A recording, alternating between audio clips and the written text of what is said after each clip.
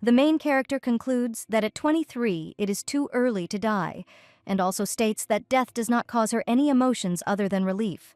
The girl spent 5 years in hospital after falling ill with a rare disease. Her senses began to fail one after another, starting with her vision. For the lady, the loss of vision was the most severe blow because now she will not be able to find out the ending of her favorite story. She didn't understand if she was destined to die, then why she had to endure all this suffering. And suddenly, after death, the main character opened her eyes again, being the heroine from the novel she had read before losing her sight. Opening her eyes, she concluded that her blanket smelled very tasty. She wondered why it smelled like that, because the nurse didn't seem to come into her room with an air freshener, when suddenly she jumped up, realizing that it was the first time she could smell the smell again. She turned her head, not believing that she was feeling something because earlier this was impossible. She realized that it was indeed the scent of roses. Trying to understand what was happening, the girl looked up. Surprisingly, the girl was in a room unknown to her. In an instant, there was a knock on the room calling the Lady Ariel. A voice asked if she had woken up. The maid brought her a tray and wished her good morning. The girl was shocked because she was met by the maid, to which she only smiled innocently and asked what bath scent milady prefers today. The pink-faced one couldn't understand why someone in the hospital wears such clothes, and then wondered what Lady Ariel meant. The heroine looked at the tray, seeing something strange, like jelly with a rose inside. She stared at the object, realizing that she was seeing something for the first time. The lady was shocked when she touched the new object, concluding that it looked like she was in a flower garden. She couldn't remember when the smell had been as amazing as it was at this time. The maid looked at her strangely. The maid asked what problems the lady had, because she looked as strange as possible. She stated that she was simply enjoying the aroma, to which the servant was amazed at this politeness, asking what she had done wrong. She fell at Ariel's feet and began to apologize, thinking that such politeness was sarcasm and a hint that she was mistaken. Ariel tried to calm the girl down, telling her not to be angry. Suddenly, the girl's gaze fell on the tray. Looking into the reflection, she did not recognize her face. The maid awkwardly looked at Milady, afraid to utter an unnecessary word. Ariel couldn't believe that she looked completely different, couldn't understand why she was a different person. She was too shocked, saying that she needed a mirror. Looking at herself, she saw pink curly hair, eyes shining like the morning sky, snow-white skin. She immediately concluded that she had seen this face before. She realized that she had seen this face before on the cover of her favorite novel and could not confuse it. The shocked lady asked what the maid called her, to which she replied that her name was Ariel. Her gaze fell, the girl was horrified, asking the name of that same heroine. Nervous giggles were heard from her lips. Ariel burst into nervous and slightly crazy laughter, scaring the maid who was standing next to her. She remembered that this was the name of the antagonist of that very novel. Ariel concluded that she was doomed because this character dropped out at the beginning of the game, or rather, was publicly hanged. All that was known about her was that Ariel was presented as a brilliant perfumer. The reason for this was the smell of the demonic flower, Onyxia, which the protagonist Cedric Evans needed. In the story, Cedric asked Ariel to create a perfume with this scent. And being a genius, the girl did an excellent job and created a unique scent. Of course, nothing was given for free, and Ariel asked Cedric to date her in exchange for perfume. And he had no choice. But the girl wanted a serious relationship. But unfortunately, he pushed her away. Having left her, the guy began dating someone else. Ariel's obsession became stronger. She tried to kill the female protagonist with the help of perfume and the poison that was in it. However, she was caught and publicly hanged for attempted murder. Looking at herself in the mirror, she realized that a sad outcome awaited her. The maids began to dress Ariel while she was remembering the novel and was incredibly nervous. The girl realized that she had been given a second chance at life, and she could not die so stupidly. She began to think about what she needed to do first to avoid death. On this very day, I had a meeting with that same Cedric. Calling her, she smiled and responded to her name. The lady instantly declared that the time had come to put an end to their relationship with him. She realized that she needed to leave him first in order to avoid death in the future. Ariel stood up from the table and declared that she no longer had feelings for him, and it was time to end this.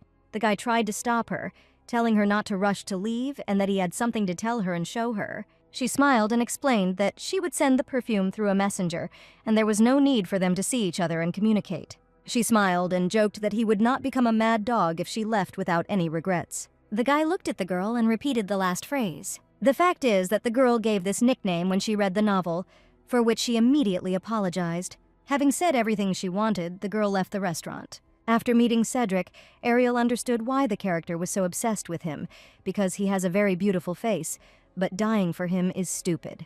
She concluded that if they separated, they would no longer intersect. And this meant that there were no more reasons for death and Ariel would be able to live, living the new life that was given to her for the second time. Ariel left the restaurant screaming that she was finally free. Arriving at the palace, the lady saw a tall guy in a dark suit and an elegant fluffy tie. Everyone began to bow without looking up at the man. As it turned out, this man with a dissatisfied face was Ariel's father. The father asked if his daughter had seen Mr. Cedric again. Suddenly, the man started screaming, saying that she was disgracing the honor of the family, and everyone was already pointing fingers at her. And after these statements, he even declared that no matter how hard she tried, Lord Evans would never look at her. In an instant, Ariel hastened to announce that she and Cedric had broken up. The girl said that there was no reason to worry because they had put an end to the relationship. Everyone, including the servants, was shocked by Ariel's loud statements. But instead of support, the father laughed in the girl's face, saying that Cedric had finally broken off their relationship. She tried to explain that the separation was by mutual consent, to which the father again stated that he would never believe it, because she was suspiciously calm. Ariel's patience finally ran out, and she replied that she herself suggested breaking up. The man was amazed and asked to stop this trick because this was just another trick to attract attention. But when Ariel replied that she had lost her feelings for Cedric, her father was furious. The man suggested that they take her temperature because it seemed that she was sick. Ariel asked to stop, saying that she was not sick, but she was very tired and wanted to go to her place. Ariel's father literally almost fainted from such a statement, because she simply did not have the right to conduct a dialogue in such a tone with such a stately man. The lady was very tired, but still she needed to go to the perfumery. The lady asked her maid to be taken away, and on the spot ordered her to leave. The maid was amazed to hear that the mistress wanted her to go and rest. At this, the maid bowed and thanked my lady. Entering the room, she saw a huge table and a shelf on which there were many jars with new scents. The girl began to look at all these jars and touch everything that was there. Taking one of the jars, the lady sniffed, sensing a strong odor. It was a very sweet and strong aroma of blooming roses. Although the smell was very tasty, it was too colorful, causing Ariel to start coughing. Tears appeared in the girl's eyes when she realized that she had lived for a very long time without the ability to smell. In a past life, the girl dreamed of becoming a perfumer and studied a lot to achieve her goal. Before she got sick, the girl was studying chemistry. Suddenly, the lady shook her head and realized that she did not want to remember the past. Ariel began to look for something, some object that should be somewhere in the room. The gaze fell on the chocolate box, which was slightly open. Having opened it all the way, the girl smiled. Realizing that she had found what she was looking for, Ariel found a book where in the novel she always wrote down her recipes. Opening this book, she saw a very strange recipe. The lady saw a recipe for a scent that was supposed to kill the main character. Ariel was horrified as she turned to the next page. Suddenly, her gaze fell on the love perfume that Ariel had once developed to make Cedric fall in love with her. Ariel began to leaf through the book because this was not what she was looking for in it. Suddenly, she finally saw what she needed: perfume in a purple bottle. It was a perfume with the scent of a demonic flower, Onyxia. This legendary flower, which after the gates to the demonic world were closed, can occasionally be found on the eastern continent. Even members of the royal family tried to get this flower because of its uniqueness. But the problem is that this scent is the only medicine that can calm Cedric. When he tried to block out the smell, tragedy struck. The girl concluded that it was terrible, and something like this should be prevented. Suddenly, Ariel was distracted by the announcement that a guest had arrived from the Evans estate. Ariel was quite surprised. A tall guy with brown hair and a sweet smile appeared on the threshold. The girl looked at him, thinking that this was his advisor. The guy asked for forgiveness for such a late visit. Milady smiled and said that everything was in order, and if they had arrived, then there was a reason for it. And also, she would really like to know that reason.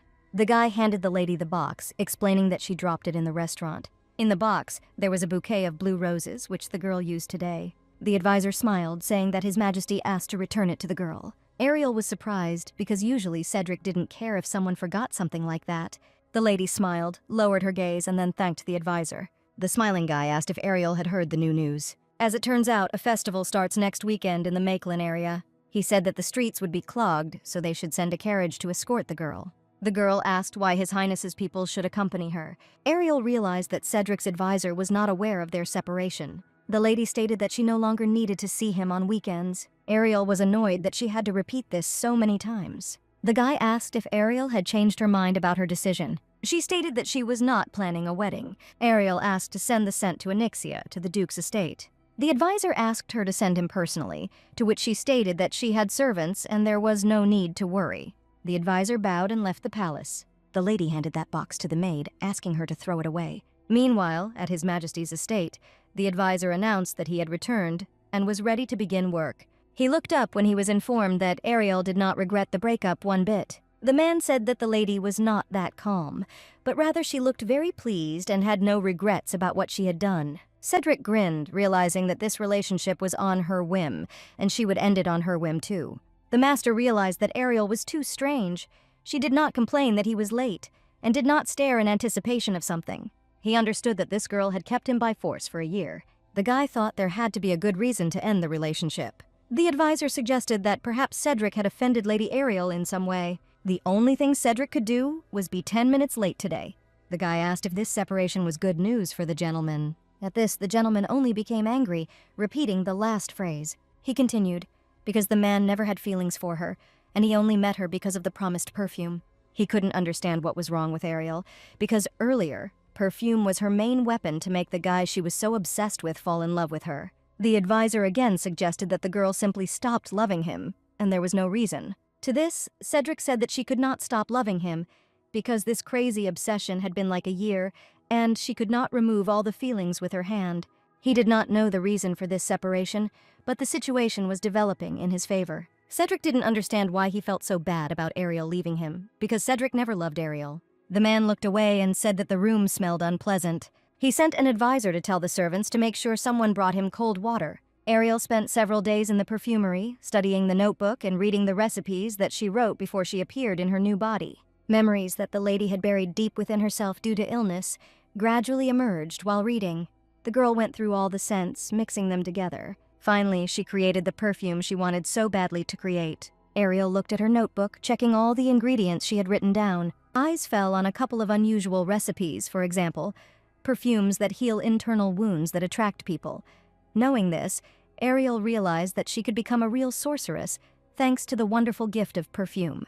The lady created a perfume whose purpose was to blow away fatigue with one movement. The lady sprayed perfume on herself, trying to see if the perfume worked. Ariel didn't feel anything when one of the maids asked to try it on her. The lady smiled and agreed, because the servant also helped her and could try the scent that they created together. Having sprayed the perfume on the maid, she inhaled it and closed her eyes, waiting for a miracle. Suddenly, the girl began running in circles, saying that she felt a sudden surge of energy. Ariel was very surprised that the effect was immediate. The maid began to work, stirring the petals and trying to channel this energy somewhere. The fair-haired girl shouted that she needed more work. As it turned out, the ingredients to create the perfume ran out. They decided that they needed to go to the Senyon area to buy everything they needed.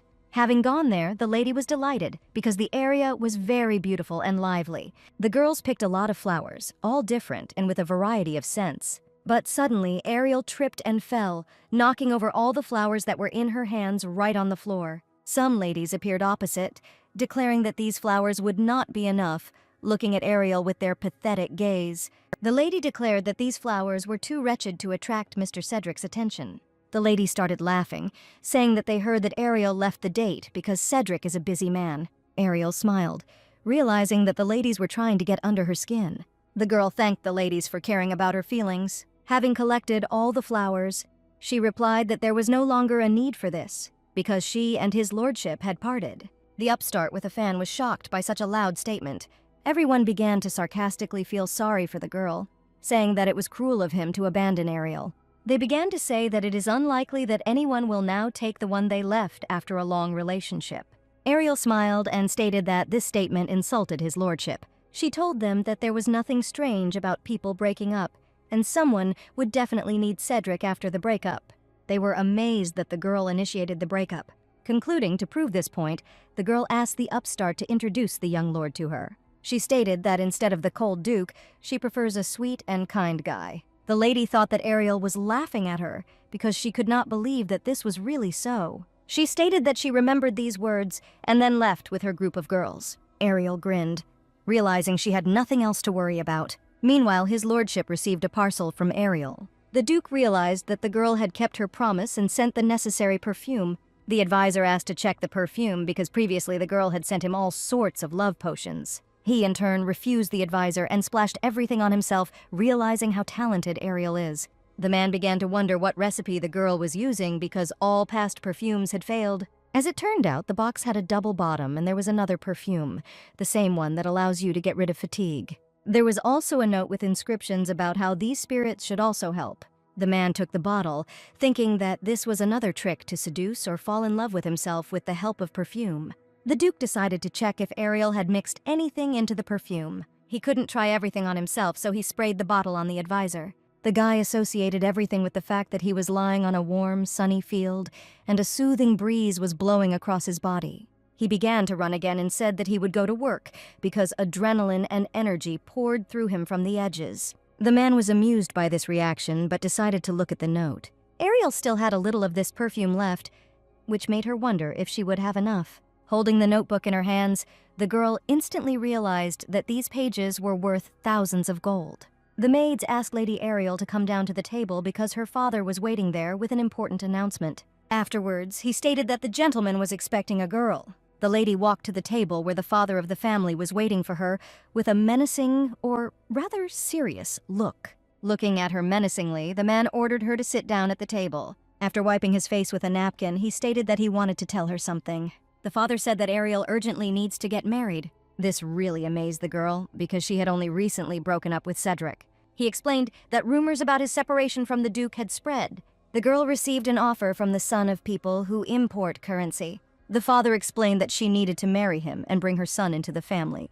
Ariel turns 23 this year and is already of marriageable age. The fact is that aristocratic women are often married off for political reasons. Suddenly, the lady got goosebumps because she was given a second chance at life, and she doesn't want to marry a stranger. While the daughter was worried about her fate, the man reasoned that the guy was very handsome. By the way, the lady will marry a handsome, tall, and slender guy, but this is not what Ariel wanted. The girl tried to explain to her father that she wanted to enjoy a little freedom. To this, the Duke asked what the girl wanted, since she could fulfill any of her whims in order to save the family's reputation. The man said that he would fulfill her every whim if she responded positively to the proposal and marriage. Ariel smiled and asked for a lot of money this month. At this, the father grimaced and looked at her. The man said he heard that the girl had taken up an old hobby. For a man, the hobby of perfumery was considered too strange and stupid for him to think that it would bring any benefit. He stated that he would give the lady 20,000 encores for one meeting with her boyfriend. Smiling, the girl agreed, skimping on the money. Her new fiancé was a minor character in the novel. This was the guy who kidnapped the main character in the novel and drugged her. Just seeing his smile and bags under his eyes, the lady wanted to run away. Realizing that this boyfriend was just crazy and clearly on something, she asked what kind of disgusting smell was coming from the guy. He asked what was wrong, to which she replied that the smell was very strange. The groom stated that he also felt something similar and needed to tell the manager. Ariel began rummaging through her purse, looking for her new perfume. The man admired it, saying that he knew that the lady collected perfume and it was not only useful, but also very interesting. He tried to compliment her, to which the girl began to spray perfume right in his face. After that, Ariel apologized because the smell was unbearable. The guy was silent and looked at one point after this aroma. The lady began to wave in front of his face, trying to bring him to his senses. Suddenly, he smiled sharply and looking into her eyes. The guy enthusiastically asked what she sprayed at him. The blonde said that he knew the feeling he felt after spraying this scent. The guy with a crazy smile said that it was an aphrodisiac. The girl suddenly remembered that people who use drugs are very sensitive to smells and perceive them differently. It seems that the new boyfriend is not as good as his father said, but rather the opposite. The guy said that he had never seen such brave ladies before, because anyone would have run away from such insolence. After that, the man, like a madman, said that he accepted hints, unlike other children.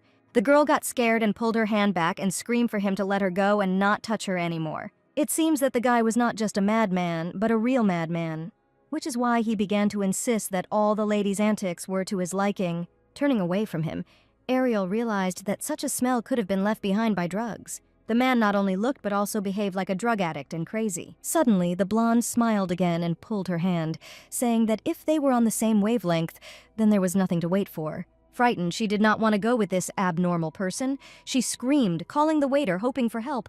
The waiter himself was surprised, and Ariel asked to call security, because the young man allowed himself too much. The girl was incredibly amazed when the guy began to touch her hand to his chest. This inadequate one declared that his heart beats for my lady. The lady decided that she would need to correct the recipe when she returned home. The blonde turned to the waiter, saying that the lady was just shy, and there was no need to worry about her safety. Suddenly, Cedric himself appeared on the threshold. He looked at the couple with a menacing and embittered look, seeing violence towards the girl. His gaze was full of jealousy and malice, because no one has the right to touch his ex-girlfriend without her consent. He took the impudent man by the hand and asked what was happening here, illuminating the guy with his gaze.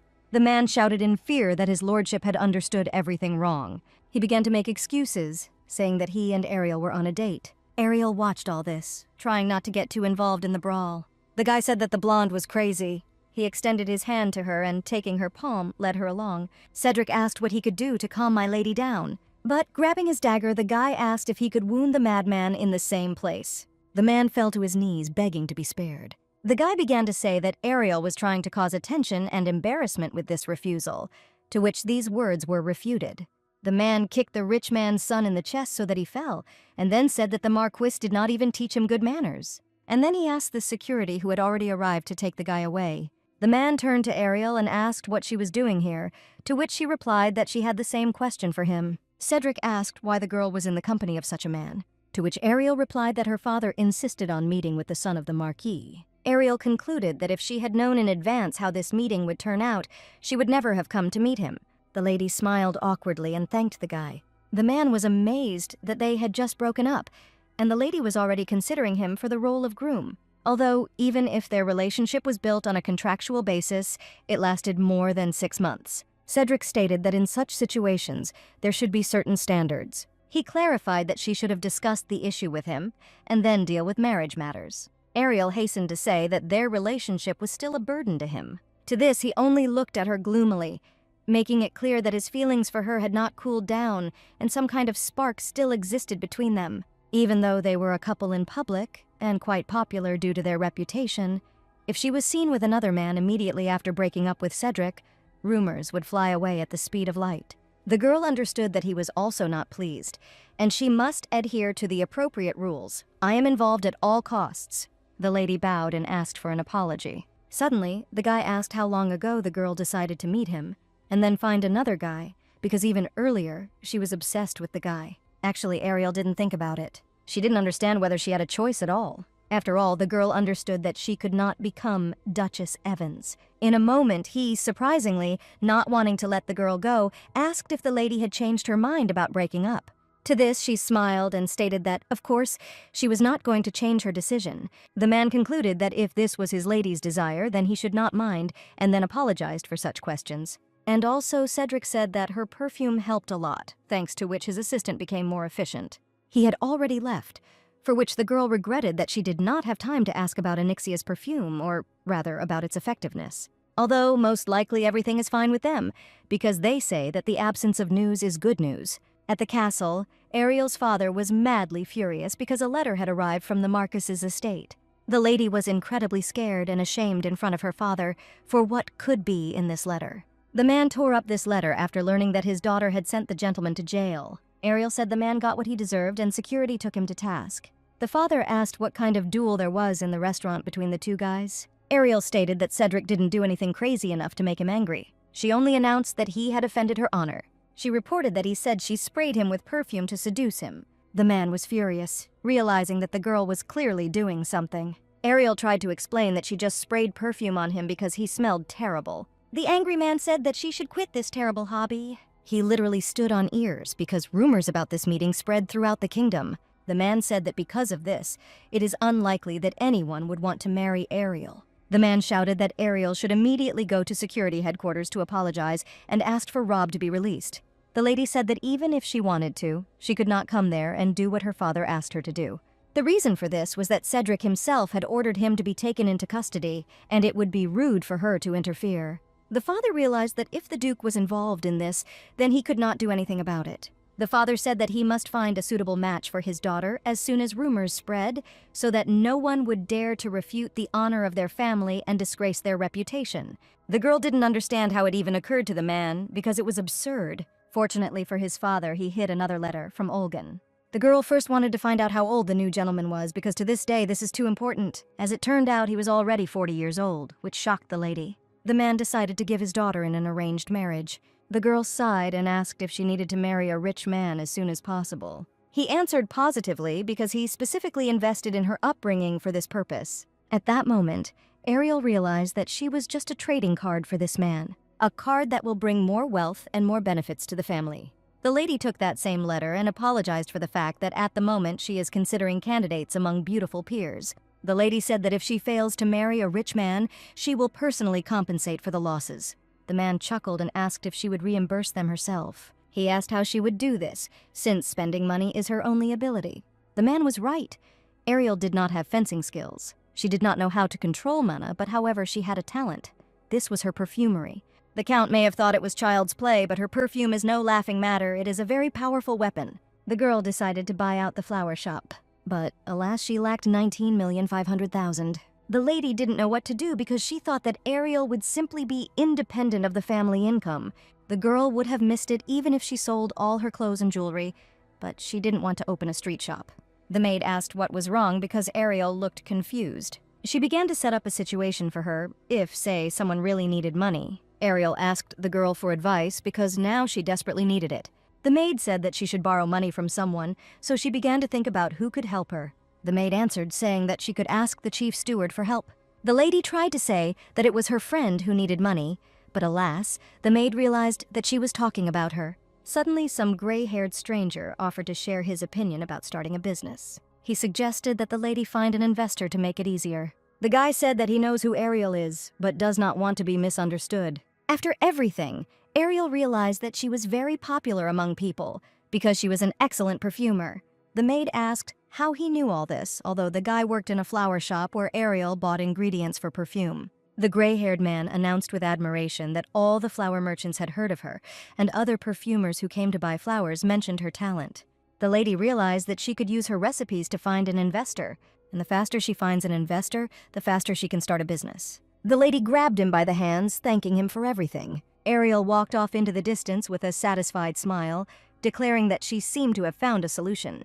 The maid said that this was indeed a good idea and ran after her. It seems that Ariel knew where to find an investor. An event where powerful nobles with good reputations and opportunities who like to dress up gather. The most popular ball became the ideal choice. Among rich people, you can find those who are willing to give their money to a perfume business. Arriving there, everyone looked at Ariel very askance because they knew about the rumors. Ariel herself didn't understand what was wrong with the atmosphere here because earlier, at balls, it was a lot of fun. People talked about how the lady had no shame at all, that the lady walked around with her nose in the air. They discussed how they didn't like the fact that Ariel annoyed the Duke and also put the unfortunate Mr. Rob behind bars. Suddenly, some girl sharply pushed the lady, declaring that she had not noticed her. She laughed nervously and said that there was nothing wrong with it, realizing that the lady did it on purpose. She couldn't understand what was wrong with Ariel's reputation because she had previously been very famous among the locals. With such an atmosphere, the girl will not even be able to introduce herself. Suddenly, the stranger defended Ariel, saying that it was not Ariel who put Mr. Marcel behind bars, but Mr. Cedric. She said that if the lady has any problems, then it is worth filing an official complaint to his lordship. And then she turned to people, telling them not to spread baseless rumors. As it turned out, the girl was Charlotte Zenos. Marcel's only child holds all the power in his hands. There is always someone around the daughter of the Marquis due to her origin. In addition, the attractiveness of this girl also played a role. Being the queen of all receptions, she sets trends and fashion. The girl concluded that she needed to thank all these people, because thanks to them, she became close to Charlotte. The lady approached Ariel and asked if she was okay. The girl concluded that this was her chance to get even closer, saying that because of this atmosphere, it became a little stuffy. The lady sniffed and asked if Lady Ariel had put on perfume. Charlotte said that the girl smells like a cherry orchard. Ariel smiled at this and thanked the defender, saying that she had a little doubt about them, since it was the first time she had created a perfume with such a scent. Charlotte asked if the girl made the perfume herself, to which she tried to demonstrate. She offered the girl new perfume as a sign of gratitude. To this, Charlotte stated that she was forced to refuse because her body does not allow the use of perfume. She was allergic to alcohol, which the girl knew, of course. The fact is that in the novel, Charlotte's sensitivity to perfume was mentioned more than once. To this, Ariel smiled and stated that she made this perfume without using alcohol. To this, Ariel was incredibly happy with Charlotte's surprise, because this was the first attempt and a very successful one. Ariel asked the lady to demonstrate so that she could understand what was going on. At this, the blonde grinned incredulously but still agreed. Ariel sprayed it on her wrist, thanks to which the aroma became deeper. The sweet smell of lilac filled the entire space. The girl was pleased to feel as if there were many flowers nearby. Ariel began to explain how she made this perfume, saying that she used a perfume mana machine to create it, so even people with allergies can use it.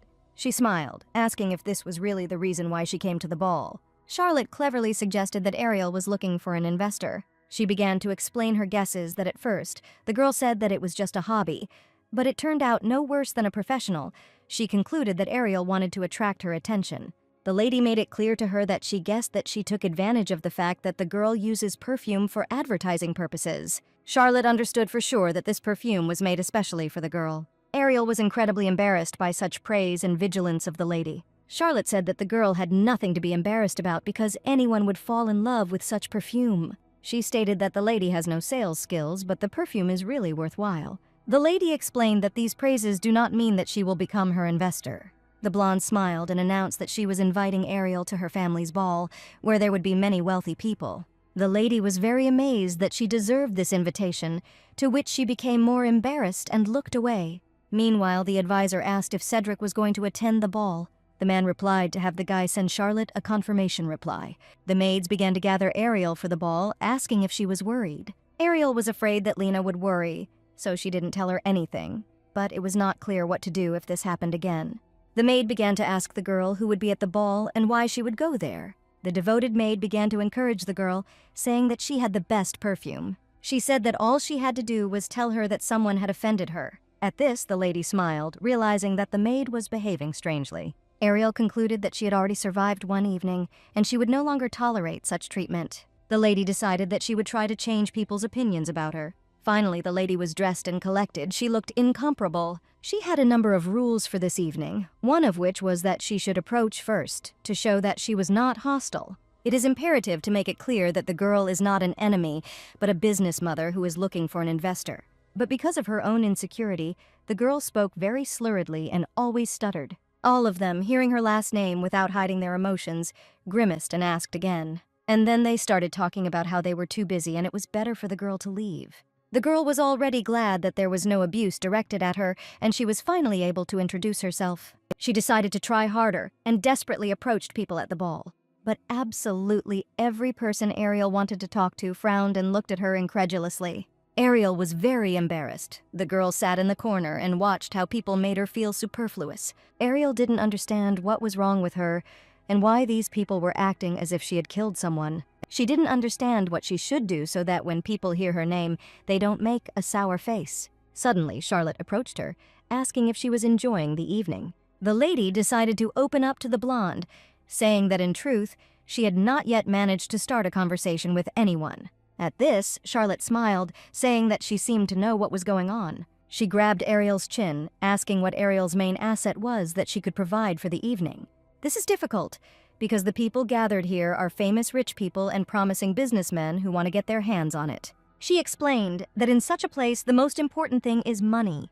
Then she added that these people do not know about her talents for fragrance, and they can only be attracted by profit. Realizing that people were interested in money and business, the girl seemed to have an epiphany. She realized that if she wants to declare herself as a business lady in need of an investor, then she needs to represent the perfume first and foremost, and not herself. The main character may be another person, but for her, Ariel is the main one. The girl said that she fell in love with her perfume and wants to buy or purchase more. Lady Charlotte was right. The girl should show off her perfume in all its glory. Suddenly, the lady turned to the people who were at the ball only recently, making faces. She sprayed some perfume, saying it was her own, inviting them to try it. One of the ladies, looking at them, decided to try. This perfume was beautiful and, of course, the girl really liked its aroma and the effect it gave. Everyone in the room said they smelled even better than real flowers. Ariel smiled and thanked everyone for their flattering words. And so the lady decided to make herself known, saying that she was opening her own market, where you could try even more similar perfumes. She hurried to tell her that she needed a lot of money for this, when someone suddenly approached from behind. A girl with a bob in uniform asked what was going on here. Next, she asked who made this perfume. Learning that Ariel made it, Charlotte concluded that the ladies would find a common language. This lady had a deeper knowledge of perfumes. Ariel was surprised that the new lady was as new as she was, so she concluded that they could become competitors, but in a positive way. Ariel awkwardly gave a positive answer, saying that she personally created this perfume. The competitor hastened to say that it was immediately clear that this was a low-grade spike comb. Ariel was shocked by such envious audacity and could not understand why, if that girl was a brilliant perfumer, then how could she feel what she was missing? But being talented, the girl makes her products for sale for the first time. Ariel thought that the lady could point out her mistakes and help her with something. The girl smiled awkwardly and asked to repeat the previously spoken words. To this, she repeated all these insults towards the perfume, not embarrassed by anything and not afraid to offend Ariel. Not wanting in turn to seem rude, the lady smiled and asked to point out her mistakes, since she was such a talented competitor. She looked away and explained that the refreshing scent would have a citrus base, and the main ingredients were lemon and orange. She also explained that these perfumes would not last long. To this, Ariel asked how this differs from ordinary citrus perfumes if the citrus quickly disappears. And the professional suddenly asked what the highlight of Ariel's perfume was. She asked me to spray it and try it before calling it a pacifier. Everyone started giggling, saying that such a specialist as Lady Magnus could not be wrong. She said that Lady Ariel should learn from Lady Magnus. Ariel concluded that these people showed whose side they were and always will be on. The lady realized that she had to fight to prove the value of this fragrance. She easily snatched the perfume from Magnus's hands. She said that first she would introduce this scent to her, and then she would explain everything. The girl was just about to spray perfume right in the face of that competitor when the main character of the evening appeared. Charlotte greeted Cedric. He smiled at the ladies, thanking them for the invitation. As it turned out, the main investor was Cedric, and it was he who was supposed to take over someone's business. Turning around, he saw Ariel, who was very nervous to see her former boyfriend. He asked what they were talking about with the other lady. The competitor answered truthfully what they said about Lady Ariel's perfume. She began to talk about how she couldn't understand how it was possible to show up for the evening with such cheap prices. Suddenly, the guy started talking, trying to defend his ex. He asked if Magnus had tried spraying perfume. The Count stated that this girl's perfume has a unique property. He said that thanks to the perfume, his subordinate's performance has increased significantly, and even now he enjoys using them. The girl looked away and asked if Magnus was capable of creating something like that. The man asked her not to talk nonsense, knowing nothing in particular, looking menacingly at the lady straight in the eyes. Ariel was amazed that Cedric decided to protect her. But either way, Ariel was annoyed that she didn't need help at all. She needed recognition for her scent. All the ladies, like a herd, began to say that if his lordship himself decided to protect the lady, then it was worth paying attention to Lady Winston's perfume. Ariel looked away and said that she would go away for a minute and come back. With these words, she left the ball to come up with the plan she needed. At this, Cedric looked at her and asked why she was leaving. The lady concluded that if only Magnus would try to catch her eye. From now on, Ariel will force them all to write a book of compliments for her perfume. She realized that she had enough for today and she would return home to correct the recipe.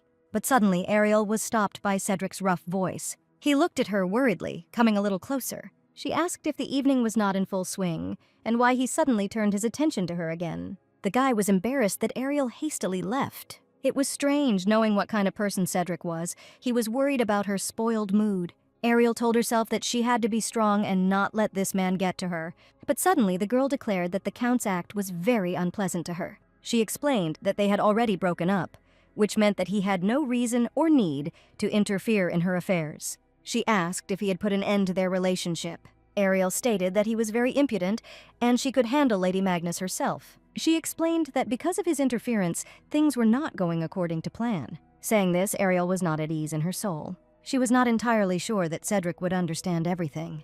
The advisor brought the necessary documents to Cedric, saying that His Highness was early. Suddenly, he asked whether his actions were causing trouble. To put it bluntly, the guy was at a loss at this. He asked why he did as he pleased without caring about others. He could not understand that with His Highness, it seemed that someone had scolded him. The advisor quickly refuted his own words, because who would even dare to insult the Duke? He quickly concluded that it had something to do with Lady Winston. When asked how he found out, the guy said that she was often the reason for his bad mood. He asked Cedric to share the problem with him, because he could give useful advice. The Duke began to speak, saying that the lady's confused look gave him an impetus and a desire to help. The man himself did not understand why he followed her then. He tried to explain that she seemed upset and could not do otherwise.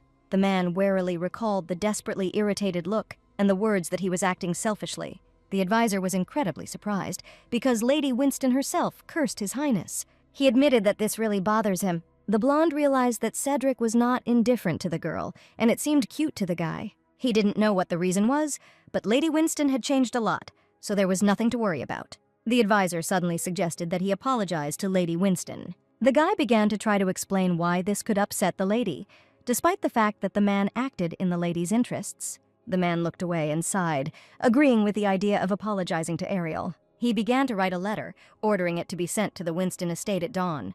The maid handed the letter from Cedric to Ariel, smiling sweetly. She read the letter, which said that the man had behaved extremely tactlessly at the evening. He said that the words Ariel said made him think, and he would like to see each other and apologize. Cedric invited the lady to the restaurant to apologize. She arrived in a small carriage with 2 white horses. The girl thought that she had gone too far yesterday, because no one had treated Cedric like that before, and he must be shocked. But she concluded that it would be nice to get an apology, which is why she is here. Therefore, Ariel was very nervous because she didn't want to offend someone and then get hurt later. The girl asked the carriage to stop because she wanted to walk. He pointed to the side, indicating to the lady where the restaurant was. There was still time before the appointed hour, so the girl decided to take a walk. But suddenly a disgusting sound was heard. Someone just took a photo of Ariel from behind, blending into the crowd. Noticing the camera, the lady was surprised, but more importantly, scared. She screamed for the man with the camera in his hands to immediately remove it, thereby attracting the attention of the crowd. The stranger acted very strangely and ran away. She took away, or rather caught, his camera being shocked. The girl couldn't understand why the guy ran away so quickly because it was simply impossible. Seeing that he was planning to run away, she had already come up with a plan in her head. She ran after him, shouting for people to hold this perverted man. He ran, shouting that he was simply following orders. But suddenly, Cedric tripped him up when he fell to the floor. Thanks to this, Ariel caught this pervert. The man asked what this poor fellow had done. To this, it was a little difficult for Ariel to speak, because she just had to catch her breath. The man suggested we talk in a restaurant. The stranger was forced to his knees, saying that he was illegally photographing people without their consent. She said she caught the camera, which he threw away while trying to escape. Cedric decided that it was worth checking the photographs taken. There he saw a bunch of candid photographs of himself. He stated that he had his own thoughts on this matter and would try to figure it out. Ariel was calm, because there was only one photo of her anyway. Upon learning that this poor fellow had also photographed Ariel, he frowned deeply. The man asked to inform the guards so that he could be punished. The man was taken away, leaving his ex in misunderstanding. Cedric apologized, lowering his head. He cursed himself guiltily, saying that he had made an appointment to apologize, but again caused her trouble for which he should apologize. The girl could not understand why the man apologized so much for every rustle he made. Ariel looked away and stated that she was fine and not to worry. But suddenly, Ariel smiled and stated that she realized that she had been rude and would like to apologize. The man said that he had treated her without due respect for a long time and owed her a lot of compensation for everything. He also added that even considering that the relationship was bound by a contract, he could not take care of her. He also explained that even the difficulties that she experienced after the breakup were his fault. The man offered the lady compensation. Suddenly, the lady was in shock because money would come in handy now. With one click, the man assigned the girl personal security. The count said that Ern protects Ariel perfectly and is responsible for her with his head. Taking off her helmet, Ariel saw how handsome her bodyguard was. The guy said that Lady Winston could rely on him. Cedric, jealous of the lady, asked him to put on a helmet, because a knight should not reveal himself so easily. To this, Ariel objected that it would be very hot to stand in a helmet. Ariel did not understand why Cedric gave her his knight, to which he replied that he could defend himself, and Ariel would need help more than once. For the lady, it sounded strange and a little offensive, but she concluded that nothing good would happen if something like this happened again. The man was a recognized knight of Cedric, so he could be trusted. Ariel stated that she would temporarily accept all of his kindness as compensation. Ariel smiled and said that the knight could return when she gained strength because she could take care of herself. At this, the man got down on one knee and bowed. Taking the lady's hand, he kissed her and asked her to take care of him. The girl smiled and then embarrassedly announced that she would go and hurried away. The man asked if Ariel should accompany him, to which she replied that it was not worth it because she was not a small child who could not even go out on her own. And then she explained that her carriage was very close. She asked Cedric not to worry because Aaron was nearby, to which the man frowned too much for it to be missed. She was about to leave when the man stopped her again. He wanted to ask about Anixia's scent. The man stated that he wanted to change the contract, to which Ariel was surprised. The girl immediately began to think that there were some problems with delivery. And then I even thought that a man could cut down the price by paying off a bodyguard. And so he started talking about payment, but suddenly announced that he would double it. But in return, he asked to resume the eternal meetings, twice a week. The man said that he could pay even more because the order was very complex. Ariel couldn't understand why Cedric was suddenly acting this way. But still, Anixia's perfume is her impressive capital, and if the payment increases, she will be able to open a store faster. Ariel smiled and happily agreed, because you need to be able to use any kindness. The girl again revealed her smile to Cedric and waved to Cedric and said that she would look forward to meeting again. The Duke responded to this by simply asking him to be careful on the way home. The head maid had a lot of questions when Aaron arrived at the palace. To this, Ariel said that there is no need to be afraid of this 2-meter guy. Aaron nodded and introduced himself, stating that he was a bodyguard sent by the Duke. The maid smiled and stated that she was pleased to hear that Ariel was protected. She approached the bodyguard and announced that now they can punish all the scoundrels who encroach on my lady. Ariel was incredibly shocked, saying that fortunately they would get along. Raphael came into the room, bringing in his hands the ingredients that were delivered today, and she left them in the workshop. Entering the perfume room, she smelled this aroma, such a clean and clear smell, so fresh and would dispel all unnecessary thoughts. She extended her hand to the new spruce branches that gave freshness to the air. The maid suddenly suggested crushing it right now as quickly as possible. This time, a magical device was used for the essence. Ariel decided that she needed to choose a target for this scent. Aaron stood behind her and watched carefully. A clear, clean, refreshing aroma. This is what Ariel's new bodyguard was crazy about. Looking at the guard, she concluded that she had already decided on the concept. The lady took the guy by the hand, asking him for help. The bodyguard was quite embarrassed and began to get nervous. When the man entered the room, everyone was quite interested. Ariel bought expensive clothes for her boyfriend, considering it a worthy investment. Besides, it suits him very well. Aaron asked why all this, to which Ariel asked not to communicate with her as a mistress. He wondered why she thought he would really benefit her. To this, she stated that this goes without saying, because he can really help her with her plan. Ariel made the decision that Aaron would become the icon of the social club. The girl sprayed the new product onto the guy's brush. This scent, called Morning Walk, was based on cedarwood extract. Ariel added the scent of bergamot and invigorating notes of bamboo, finishing it with refreshing lemon. Ariel's bodyguard was very amazed at the girl's talent. Suddenly, a guy appeared in the hall, declaring that he did not know Ariel yet and wanted to fix it.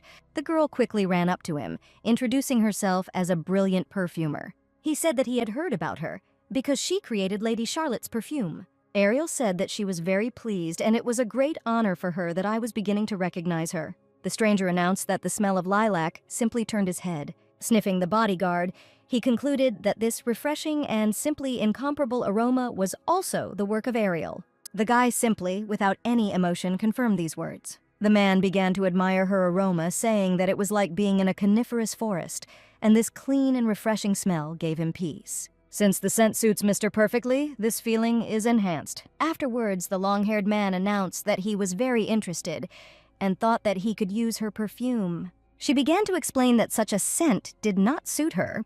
If she used it on herself, it would not make the right impression.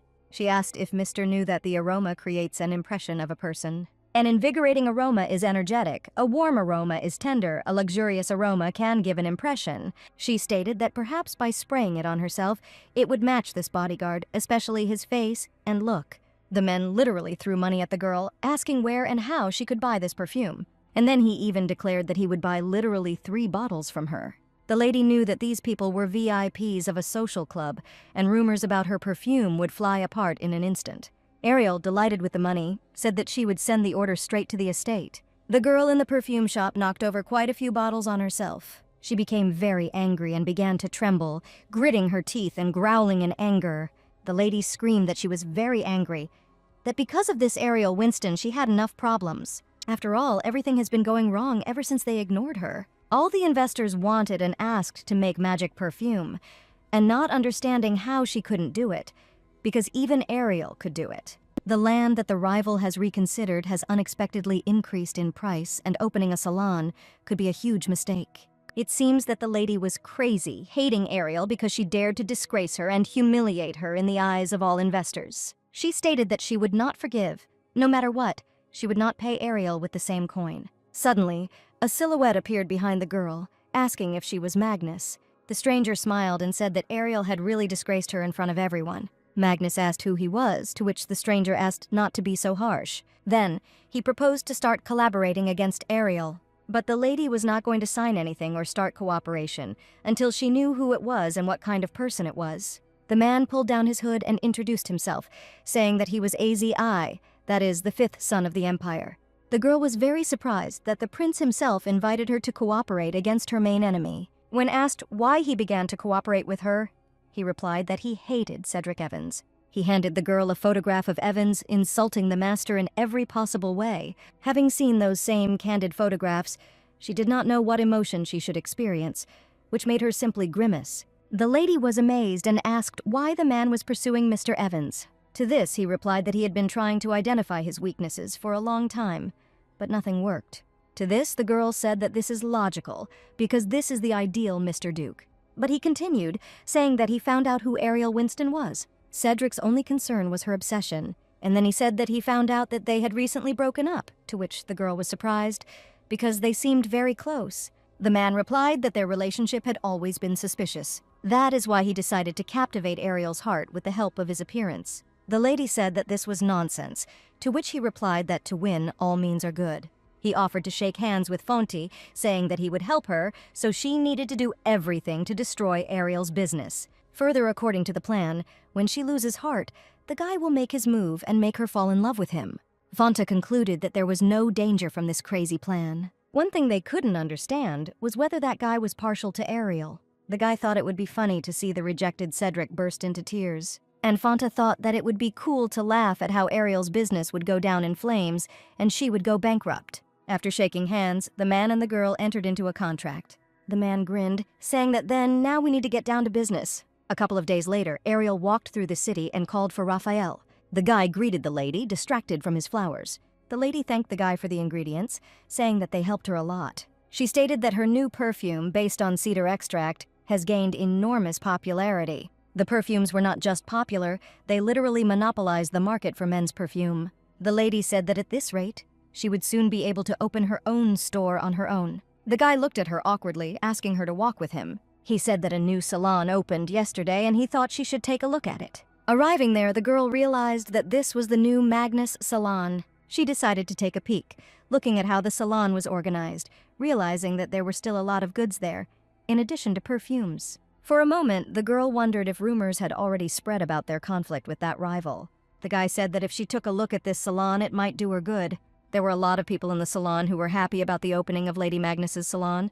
The flavors were not bad, and the price was quite reasonable, which made people very happy. Suddenly, the lady saw her perfume on sale, with the scent of lilac, barely noticeably enveloping her body. It was very suspicious, and it seems the girl really stole Ariel's perfume. Having sniffed another perfume, she smelled the same scent of cedar, which, apparently, was also simply stolen from her. The guy asked the girl to look up the name of the perfume. The title was Memories of First Love and Others a Night Walk. That's what the guy wanted to show, that this store stole all her work from her. Ariel didn't even have anything to object to, because the situation was clear as day. Fonte indeed exposed her precious recipes as cheap, thereby taking revenge on Ariel with reciprocal humiliation. Ariel was furious when she realized that Fauna Magnus was indeed challenging her, trying to humiliate and disgrace her in a big way. Suddenly, Fonte appeared with her friend, declaring that such a cheap thing had finally entered a luxury store. She stated that they had not seen each other for a very long time, emphasizing that the brilliant perfumer Ariel Winston was walking from house to house with goods, thereby humiliating her. Ariel was incredibly angry and irritated, similar to the statements of her worst enemy. Suddenly, the girl looked up at the guy who was standing behind Magnus, grinning, assenting faithfully. Ariel realized that she had definitely seen this familiar face somewhere. Seeing the girl's gaze, he winked at her and smiled, trying to seduce her. Suddenly, Aurel remembered where she had seen this pretty face. She realized that this was the fifth prince of the Beller Empire. In the book, he appeared as a brilliant, handsome man, and was described as the main pain of the Empress. Ozzy's most important setup as a character is that he is Cedric's nephew. Most likely because Cedric was too perfect, AZI hated and was very jealous of his uncle. He asked Ariel, trying to figure out her personality. The man looked into her eyes, asking if she had any complaints against him. Fanta was quick to boast that her investor was a member of the imperial family. Mangus began to humiliate and gloat the girl, saying that Ariel does not have a penny. The rival grinned and told Ariel not to worry because someday there will definitely be a person who will recognize Ariel's talent, which is not there. Ariel, on the other hand, could not understand why the lady was selling stolen perfume and behaving so shamelessly. The girl suggested that most likely AZI had been fooled, which is why he became an investor. The girl realized that she wouldn't just leave it like that, asking what inspired her to create this perfume, trying to understand her right from the bottom. Ariel immediately explained that this perfume seemed very familiar to her, even too much. Fanta was silent, to which Ariel irritably asked to say a word. AZ tried to defend this situation, saying that Fanta naturally would not respond because he was the one who came up with the concept. Ozzy began to lie as best he could, inventing a story that on that day, for some reason, Lilac and Bamboo captivated him, asking him to stop pestering the unfortunate front. Ariel was shocked to realize that AZI was in league with this girl, and she had not deceived him in any way.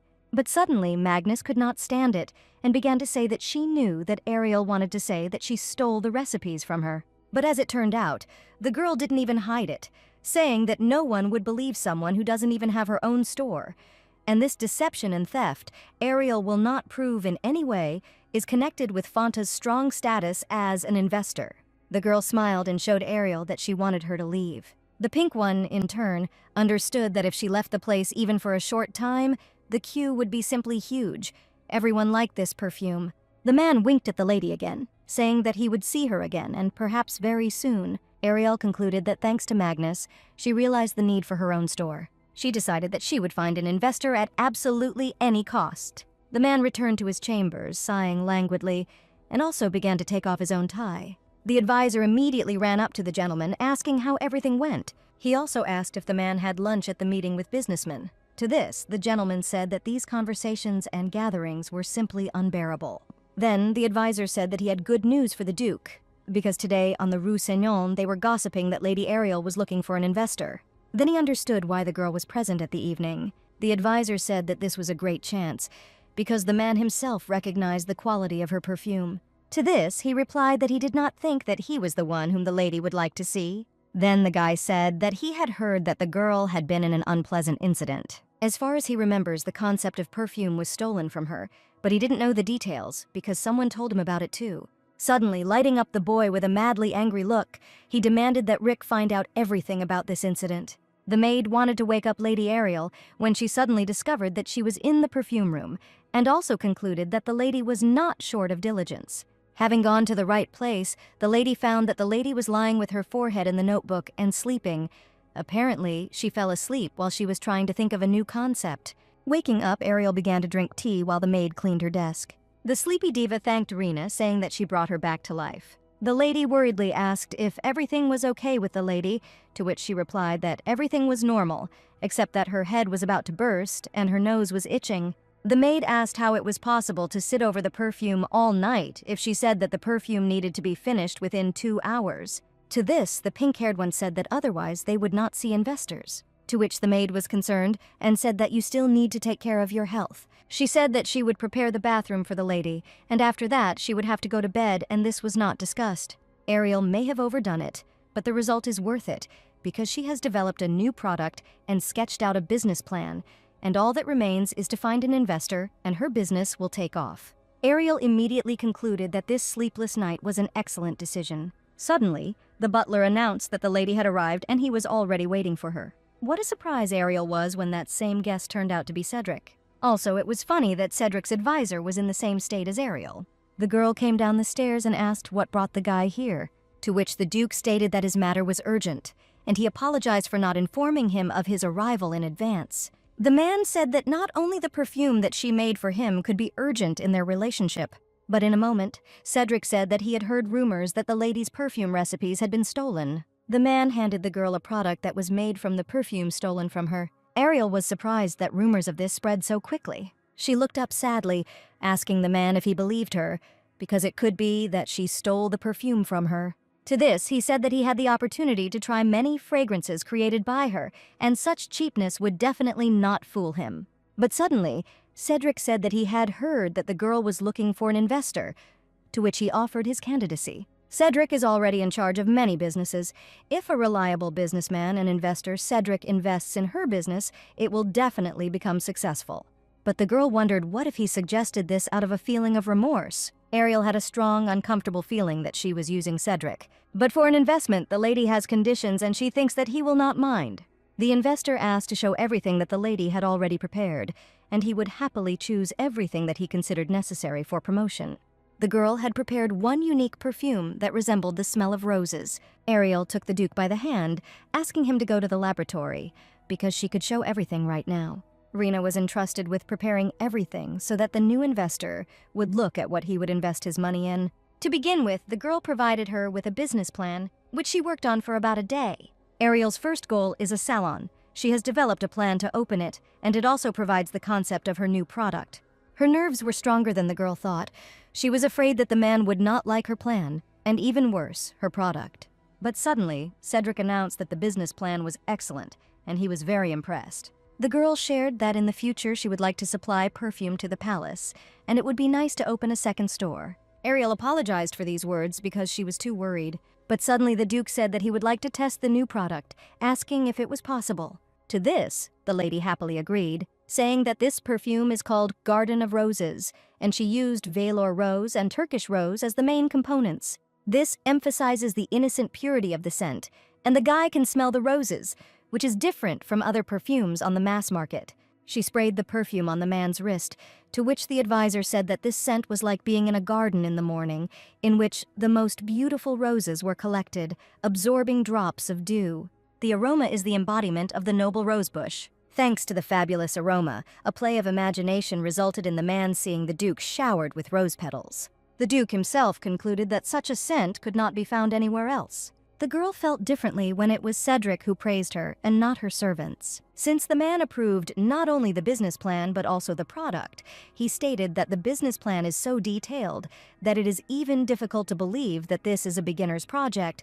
Moreover, Ariel has superbly proven her outstanding abilities in creating perfume. And so, the man finally announced that he had decided to invest in this business. With the words that Ariel would not disappoint Cedric, they left, expecting new meetings. The advisor said that it was not in vain that they went to the Winston estate. This is true because the man managed to get an excellent project, and he saw, it seems, a soon-restored couple. Surprisingly, the man already knew who to suspect. He stated that this could cause trouble for Lady Winston, so it would be worth keeping an eye on him. Cedric was sincerely flattered that in the future he would become Lady Winston's partner, and all her problems were now common to them.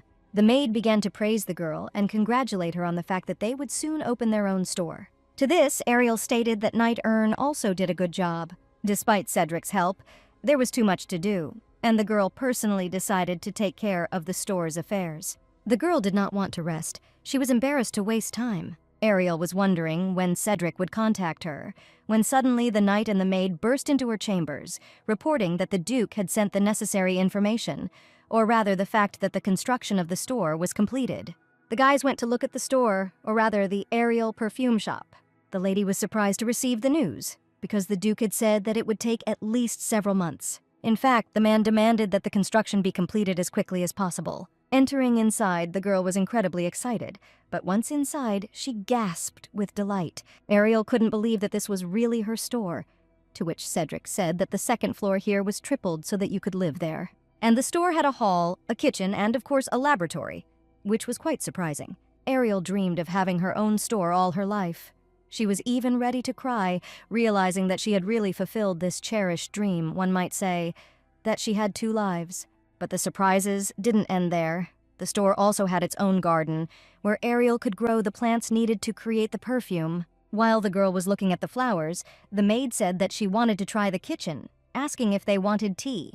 But suddenly the knight asked for forgiveness, saying that now was not the right time for tea, because the guests outside the doors were already waiting. The girl was extremely shocked, because they didn't really advertise this store, but a lot of people had already come running.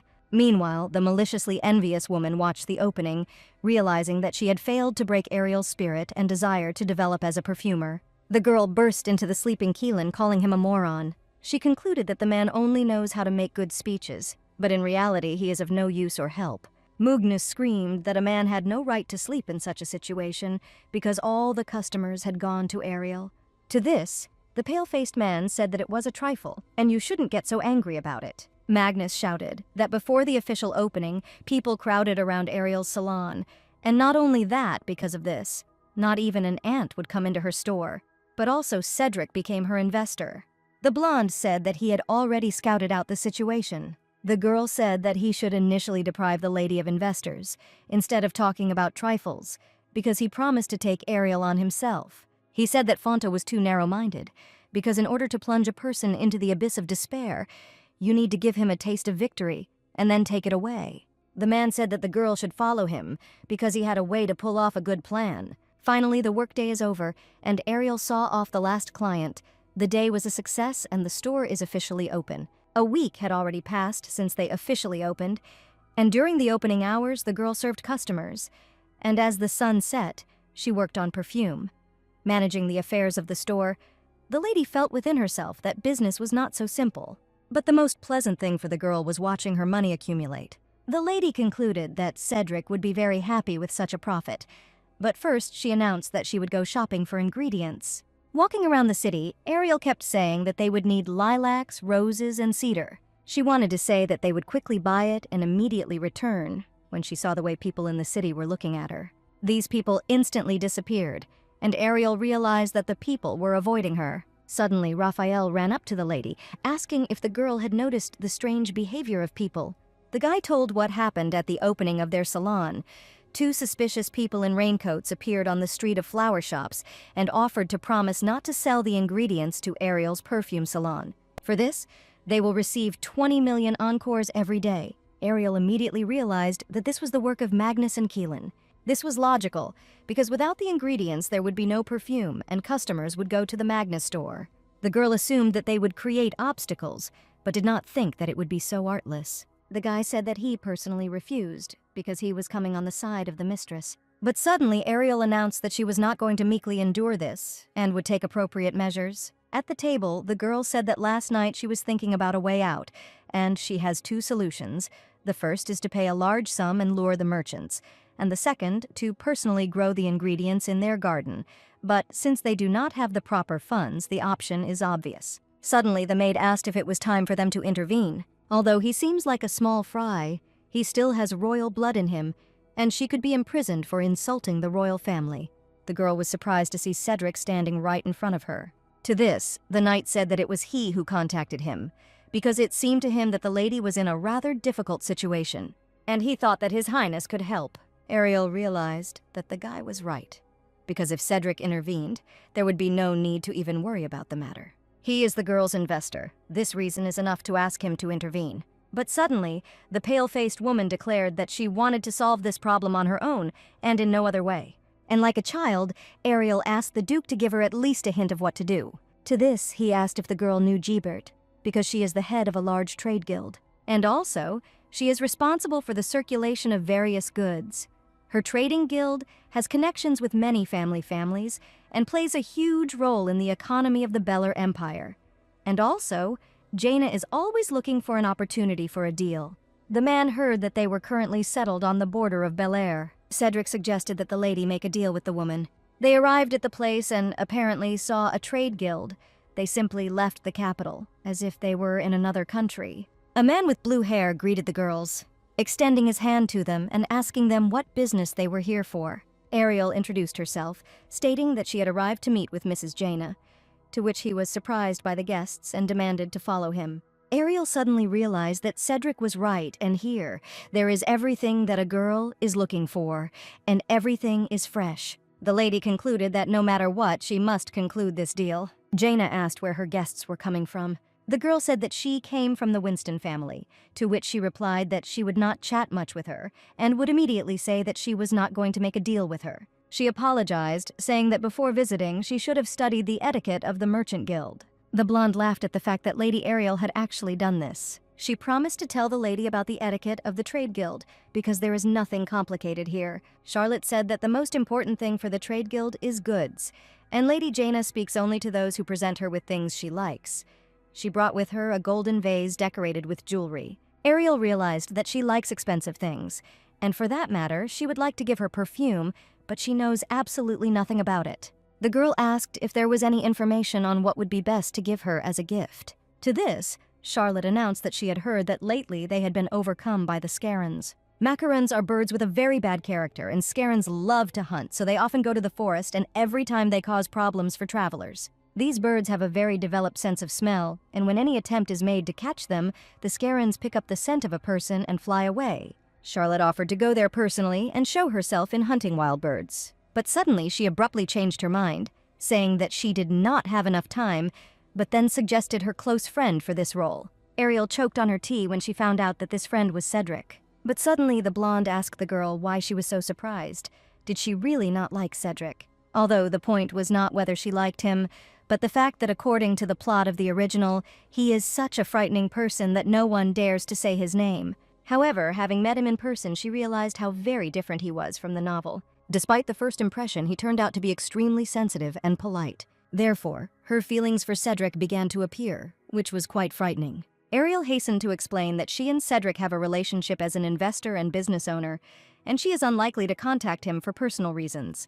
The lady had a feeling that she had become very disconnected from the original goal, because recently she wanted to end their relationship once and for all. The girl was wondering what she would need to do when the main character appeared. The lady really thought that although she and the Duke had become close, he was so busy that he was unlikely to come to her aid, but this turned out not to be the case. Cedric bluntly stated that helping the girl is his duty as an investor, so business cannot be more important. Ariel thought that Cedric was also a person, and he must have needed a change of environment, which was mediated by the desire to help. The man offered to help the lady climb onto the horse, sitting her in front of him, carefully holding her by the hands. The Duke thought, trying to convince himself, repeating that he had a business relationship with Ariel, and their goal with her was only a business partnership. However, he sincerely did not understand why she was so attracted to him, why he wanted to spend more and more time together. Cedric was glad to have the opportunity to show the hunting area under the control of the duchy. He offered to let the girl off the horse and look around, because the Scarens were appearing in the area where they were located. Walking through the thicket of the forest, the man suddenly asked the lady to freeze, because he heard strange sounds that could accompany the attack. The man said that you should be especially careful, because Scaren loves shiny and beautiful things, while the bird, in turn, pierced the girls with its gaze. Suddenly, a huge bird with a wild cry jumped on Cedric, hoping to attack and rob. The man quickly reacted and, taking the blow himself, ordered the lady to hide behind him. Deciding that the creature needed to be caught, he fired a special weapon, wrapping the bird in a net. But suddenly, she began to make plaintive sounds and cry, trying to cover her face with her wings. It seems that the bird had a broken leg, but the girl tried to approach her, but Cedric did not allow it, asking her not to fall for these cunning tricks. But suddenly, a satisfied face appeared on the pug of this crying bird, to which it, having got out, flew up with a loud cry. This bird clung to the servants' heads, literally tearing their hair off in clumps. Cedric looked away from the lady, asking if she was okay, but she turned out to be completely priceless, perhaps shocked by such actions. The hunters concluded that the rumors really do not lie, and this bird has a very vile nature and character. The maid offered to hide, but there is no point in this because the flies will find the guys by smell. The feathers of this terrible beast stank and resembled the smell of urine, which made everyone grimace. But Ariel was very pleased with the smell because if her memory serves her, the origin of this smell is musk. If it is sufficiently dried and mixed with alcohol, it becomes an excellent base note, imparting tenderness and nobility to all components. The girl realized that thanks to this, she would make a great gift for Jaina. The servants, and not only those, sincerely did not understand how good perfume could be made from these stinking feathers, but being convinced that the mistress had a plan, they collected the feathers anyway. The girl herself understood that the request to collect this stench sounded very strange, but the man said that she had reasons why she needed this ingredient. Arriving at her perfume room, the lady finally finished the perfume she needed. She called it the musk scent of Scarron. Ariel, happy that she was finally able to finish, invited the maid to try it on herself. But Rena was extremely scared, and even a little unpleasant that these perfumes were made from those feathers, and their smell was reminiscent of urine. The girl decided that she should trust the mistress, and having opened the bottle, she felt a soft and sweet aroma. At the same time, this smell enveloped him in warmth and pleasant feelings. Being captivated by this wonderful perfume, Rena mistakenly hugged the knight, thinking that it was her mistress. The effect of musk turned out to be much stronger than Ariel expected. She decided that it would be necessary to adjust the dosage to avoid this. The maid was delighted, saying that it would take enormous talent to change the smell of urine so completely. This time, the perfume turned out to be special. She announced it as a perfume that would tame the Skiranov. Jaina said that she really hoped that this was not a waste of time, to which Ariel asked to believe her because she would definitely be pleased. Ariel mixed special ingredients that most closely resembled the smell of the deep forest in which the Scarons live. The perfumer applied the liquid to the woman's brush so that she could taste its essence. Jaina called it the very essence of nature because the acrid smell dissipates, leaving a heavy, wild aroma. Ariel stated that this wild scent would just help the merchants, and she would like the lady to check it out for herself. Having said that the lady was too confident in herself, she offered to hit the road. Even Rena noticed that something strange was happening in the forest, because they literally saw the Scarons from under the bushes, who were looking at them with a predatory gaze. The creatures literally surrounded them, to which the frightened maid asked if it should be like that. Ariel said that the forest hunter is the pungent aroma of the ruler of the forest. Thanks to this smell, the Scarons will mistake the woman for a rival. It was like a ceremony to welcome a new friend, to which Jaina announced that she would try to trust these spirits. But suddenly, judging by the build, the leader of these birds flew up. The lady extended her hand to Scaron, trying to see if he would be submissive. But after sniffing the air, the huge flying animal began to attack and scream, getting into a fighting stance and spreading its wings upward. The girl began to panic, because it seemed that her seemingly brilliant perfume did not work at all, to which the woman stated that she had no other choice and took out a small dagger. But suddenly this creature fell on its back, asking to stroke its belly and caress its feathers. Jaina began to stroke and scratch his belly, to which she received gentle sounds. Everyone really began to think that the girl had made a mistake. But as it turned out, she really is the same brilliant perfumer as they say about her, and this is not just rumors, but personal truth. Ariel was afraid of a side effect due to the strong smell of musk, but fortunately everything worked out, and because the smell of musk also stimulates arousal. Scaron quickly mistook Jaina for his mistress, and not an enemy or even a friend. The woman approaching Ariel stated that she did not know that her headache would become so submissive, and now there was no longer any need to hunt the Scarons. Jaina said that she loves the scent because it is so enchanting, also saying that she really hopes for cooperation. She decided that she should send a return gift for the perfume and sent Ariel many ingredients, even among fresh basic ones, also many new and unique products. In one of the boxes, the girl noticed a magical enhancing elixir. This elixir was written down in Ariel's notebook, and it said that it enhances the effect of perfume. With his help, the lady made several goods at once. But suddenly, once again, having tried her perfume on Rena, the girl realized that something was wrong, but all the bottles were the same, and she had no idea which was which. Ariel realized that this was a huge failure, because people who experienced this scent began to pester each other, feeling very excited. The perfumer did not understand what to do, because horror was happening all around. Suddenly, the Duke appeared at the estate, asking what was happening here. But the moment the maid wanted to try another, all the bottles fell and broke right on Cedric's trousers, enveloping him in an overly sweet aroma. The girl understood that if a side effect affected Cedric, she simply would not survive it. Ariel wanted to ask if her investor was okay, when suddenly Rena began to kiss her mistress's hands, declaring that she would forever serve only her and no one else. And the knight began to completely shout that Mrs. Winston could entrust him with anything, and he would do everything perfectly right now. The Duke reported that Ariel, adding an enhancing elixir, made him surprised. To this, the girl stated that she wanted to try to diversify the perfume. It was very surprising that the perfume had no effect on the man. He said that nothing affects him except the spirits from Onyxia. The Duke said that he had come to inquire about a deal with the trade guild, and in the end he was treated to such a funny sight. But suddenly he declared that real magical perfumes would be valuable for business, because their advantage was obvious. The girl suggested changing the situation and discussing these details. Everyone began to advertise her perfume as magical, which could even heal illnesses and wounds. Buyers asked how much these magical perfumes cost, because it was interesting to know their effect, that they would not even sleep a wink to try it as soon as possible. But suddenly, Ariel smiled and apologized, saying that these perfumes were not for sale at all. Everyone rebelled because their mistresses would literally kill them if they returned without perfume, and Ariel herself could not explain why they were not on sale. Suddenly, 3 girls came into the perfumery, asking if she was Lady Winston. The perfumer asked the children to leave, because magic perfumes are not for sale. But they suddenly shouted, declaring that they had not come to buy them at all, but to place an order. They began to explain that one of them had very serious insomnia, and that no matter what they tried, nothing helped. When asked how this happened, the girls replied that the guys from the academy very often pester Sasha, and it all grew into trauma, which is why she cannot sleep. The poor child suddenly lost consciousness from lack of sleep, but the girls managed to successfully catch her, saying that they would definitely help her. The girls, literally with tears in their eyes, begged the great perfumer to help. After thinking for a couple of seconds, Ariel decided that it would be difficult to refuse them and agreed on one condition. The girls smiled slyly and stated that for the sake of Sasha, they must sacrifice themselves. The children began to say that no sacrifice would scare them because the girl with insomnia was their only friend. In fact, the girls just had to try this perfume out together since it's a new product. This perfume brings back warm memories. The lady modified the recipe found in Ariel's scent diary and used sweet and warm scents like cocoa and tonka.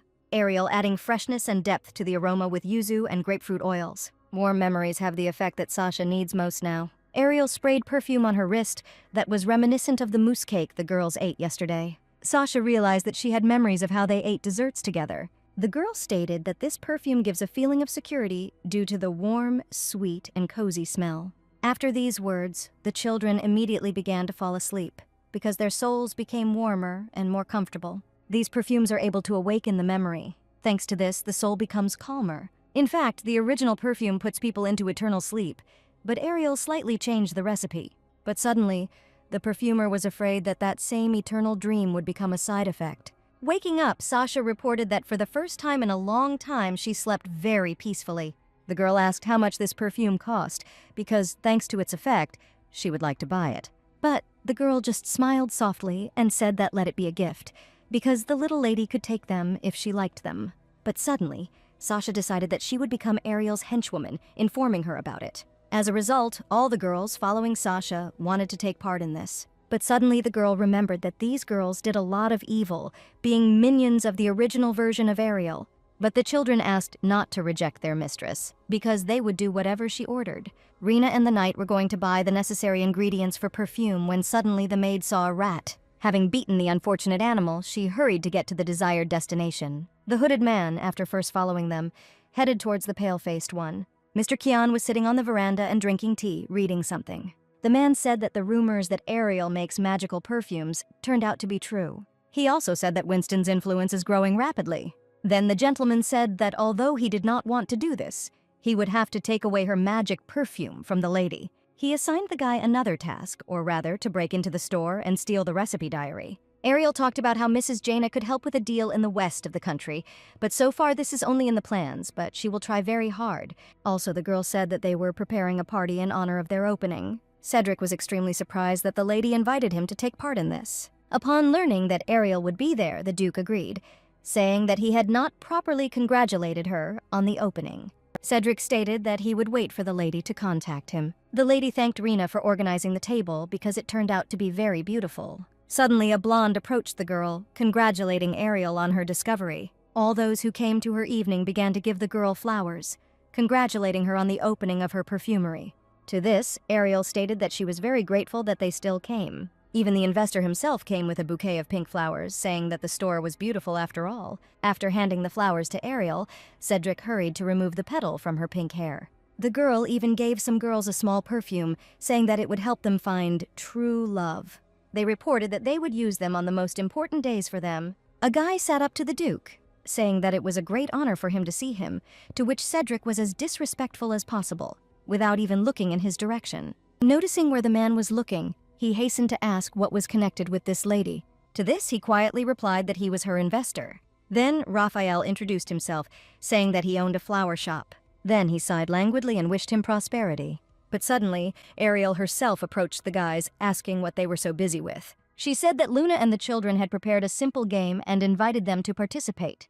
To this, Cedric said that he thought it was time for him to go. The Duke was already very late, so he said that he had a good time and left the holiday. The blonde suddenly shared that she was very surprised that His Highness was always busy and still came to the event.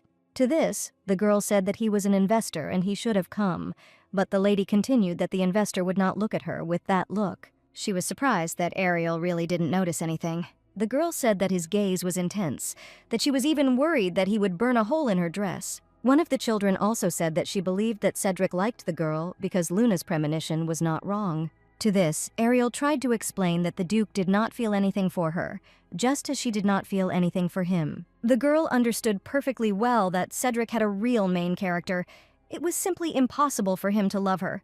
The man watched the celebration from a corner, quietly saying that he had finally found Ariel Winston. Cedric, oddly enough, had only to blow on the lady, and he became a little happier. The advisor immediately warned the Duke that the fifth prince had sent a spy to Lady Winston's store. He immediately turned around, but the guy tried to stop the man because he had been unwell lately. He offered to send another knight, to which the man stated that one would be enough. The spy concluded, having made his way into the perfumery, that he just needed to steal the recipes and get around some. He began to look for the diary in the drawers, when suddenly Cedric appeared menacingly above him. With light movements of his hands, he knocked him to his knees, hitting his head on the floor. Having made sure that the lady was safe, he ordered the spy to pack up and go home. He was amazed because the Duke had really overestimated his strength. But in an instant, an ally of that guy appeared in front of him, with a sword in his hands. Taking out his dagger, the investor rushed into battle, but the opponent successfully covered his blow with his weapon, pushing the thick blade away from himself. The knight managed to shrug it off and cut Cedric's clothes, to which he asked who sent him to them. But he, having only said that he would turn the Duke into a monster again, threw the bottle, spraying an unusual smell. The man covered his nose, realizing that it was a demonic scent. Having insulted the man with a monster, he moved a little further. The scent of Onyxia was a temporary remedy that turned Cedric into an ordinary person. The stranger, saying that the guy would soon find out everything, said goodbye. The man fell to the ground, losing consciousness, when he realized that he was unable to control himself. Ariel woke up in her warm, cozy crib. She touched the rose petals that were given to her yesterday, realizing that they were still fresh. But suddenly, hearing strange sounds, the girl found Rena loud. She said that it was dangerous here and Ariel should not approach the Duke, who was lying on the floor. But the lady approached him and began to ask if everything was okay. She asked what he was doing here, to which he only fell asleep on her shoulder. The man said that the lady's scent really gives peace of mind. A couple of hours later, the Duke apologized for the inconvenience. The girl suddenly asked who Cedric had fought with because he looked disheveled. To this, in order to avoid answering, he said that it was time for him to go. The next customer was a pale-haired girl in a pink outfit. She asked if Duke Evans had just left this store. Suddenly, a customer asked to create a perfume that could make someone fall in love with her. In the original, Ariel tried to create such a perfume, but none of her attempts were successful. The lady asked if there was a reason why the girl was confident that she could create such a perfume. To this, the stranger replied that she heard Lady Luna and Lady Eileen whispering. Ariel hastened to explain that these words were just empty words for children. To this, she stated that she knew that Ariel and Cedric had become closer than in the past. The blonde handed the girl a box, asking her to look. There was a very rare plant from Mount Daphne. According to legend, the goddess Euphanel fell in love with a shepherd at first sight. And when he reciprocated her feelings, they planted this plant and used it for smoking candles. Ariel was not familiar with the legend, but she knew very well the effect of perfume. It has such a charming smell that there is even a legend that it captivates people. The lady tried so hard to get it, but failed. Then the customer asked who Ariel liked so much that she was ready to do such a thing. She stated that Ariel would be surprised to see the one she wants to fall in love with. This man was the Baron's son, Keenan Arzan. The girl immediately concluded that he was still handsome. Ariel reported that she understood Lady Cleo. Then, the blonde said that they have been friends for 10 years, but she wants to confess to him because she heard that the effect lasts a maximum of a week, but she doesn't care if she can get his heart. She suddenly wondered if there was any meaning in love received through the power of magic. Ariel agreed to the girl's conditions, but also, the perfumer warned that it was her first time seeing this plant, so there was a high probability of failure. Magnus screamed at her ally because all her plans had once again failed. They even bribed the owners of flower shops, but Ariel made a deal with the head of a large trading guild.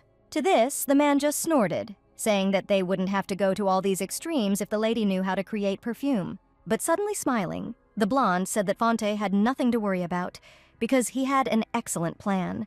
He explained that the Feast of St. Catherine was approaching. Kian confidently stated that on it, he would definitely be able to get Ariel. Ariel got to work creating that very love perfume. She succeeded quite successfully because a feeling appeared that could awaken and excite the heart. Rena invited the lady to try some of the cake as she inhaled the aroma. But suddenly, putting the perfume on the table, she smelled a pleasant smell. The girl asked how she liked this scent, to which she asked where it came from. She said that this is a real masterpiece and Ariel will instantly be able to get rich. To this, Ariel said that these ingredients are too rare and impossible to buy. As a result, it will not be possible to create many similar perfumes. But in a moment, the maid began to say that today the lady was unusually beautiful. The long-awaited evening ball has begun. It was organized in honor of the patroness of all lovers, St. Catherine. But Ariel suddenly began to feel that she shouldn't have come here. She felt awkward, especially when Charlotte noticed her and called her over. Ariel thanked the lady for the invitation, to which she stated that she was always glad to see her visit. Today, Charlotte also noticed that Ariel is too beautiful. She really looked rested and lovely, as if she had slept well and gained a lot of strength, despite the fact that she worked a lot.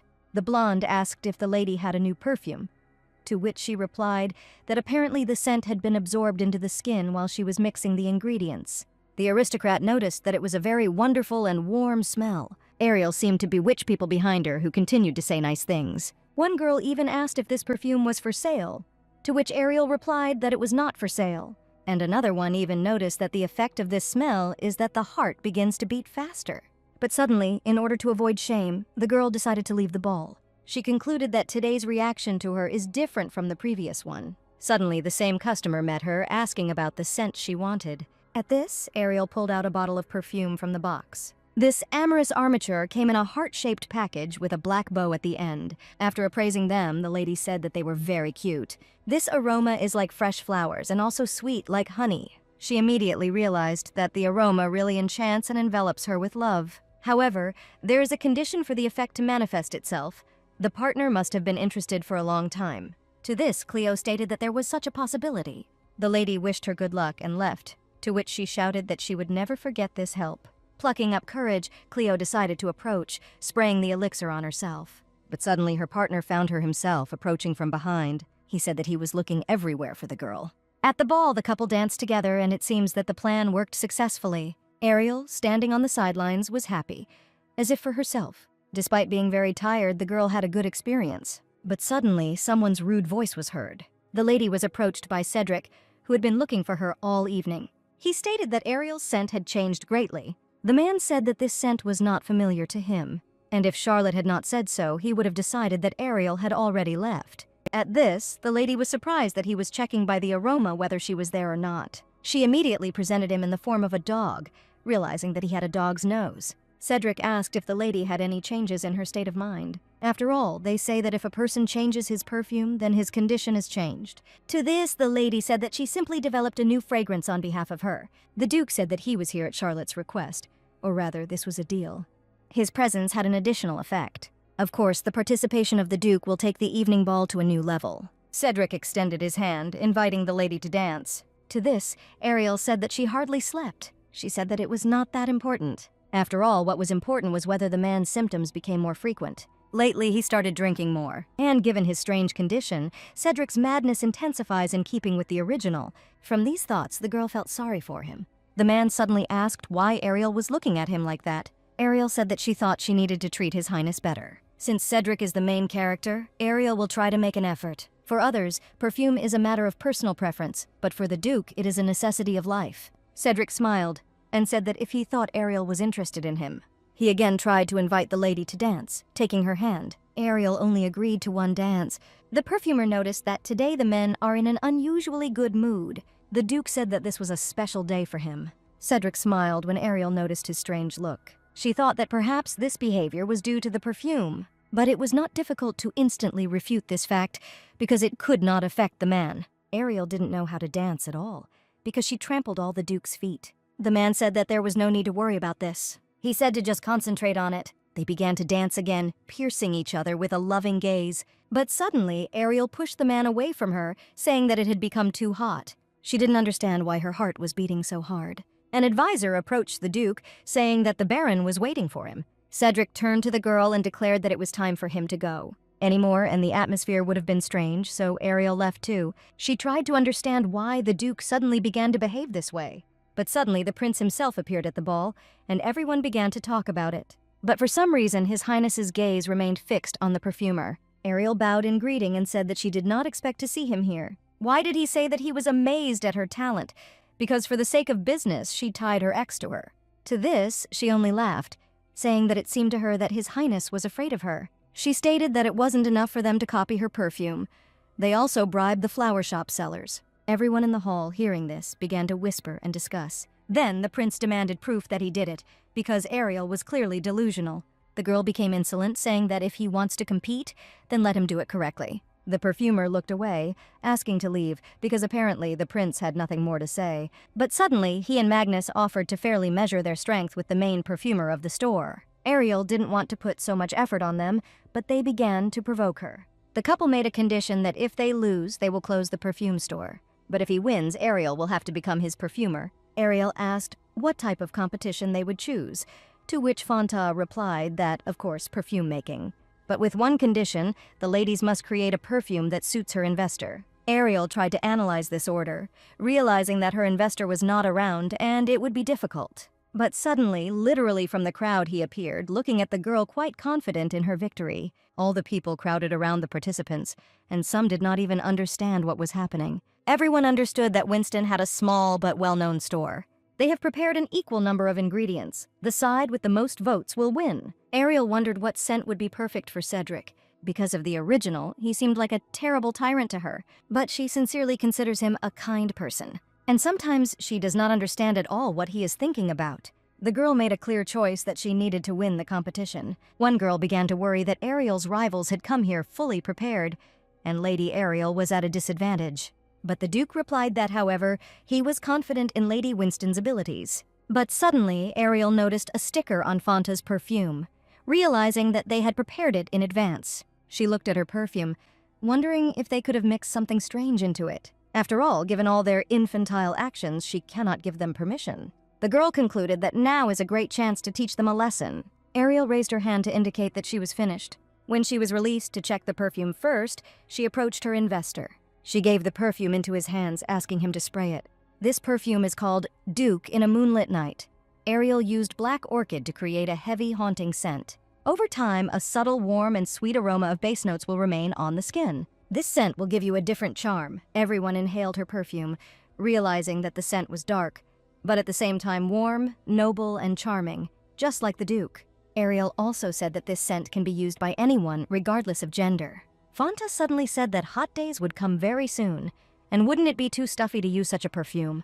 And especially for the approach of summer, she prepared an invigorating grapefruit scent. It is called Prince of the Imperial Palace because everyone can feel the natural freshness of lemon as well as the sweetness of grapefruit. Everyone concluded that the smell was very fresh and natural, so refreshing that you began to feel invigorated. One even said that it is perfect for summer because it is a citrus. At this, Fanta smiled and shouted that Ariel had recently said that it was cheap and banal. She also started advertising her store, saying that they could purchase these perfumes at a low price.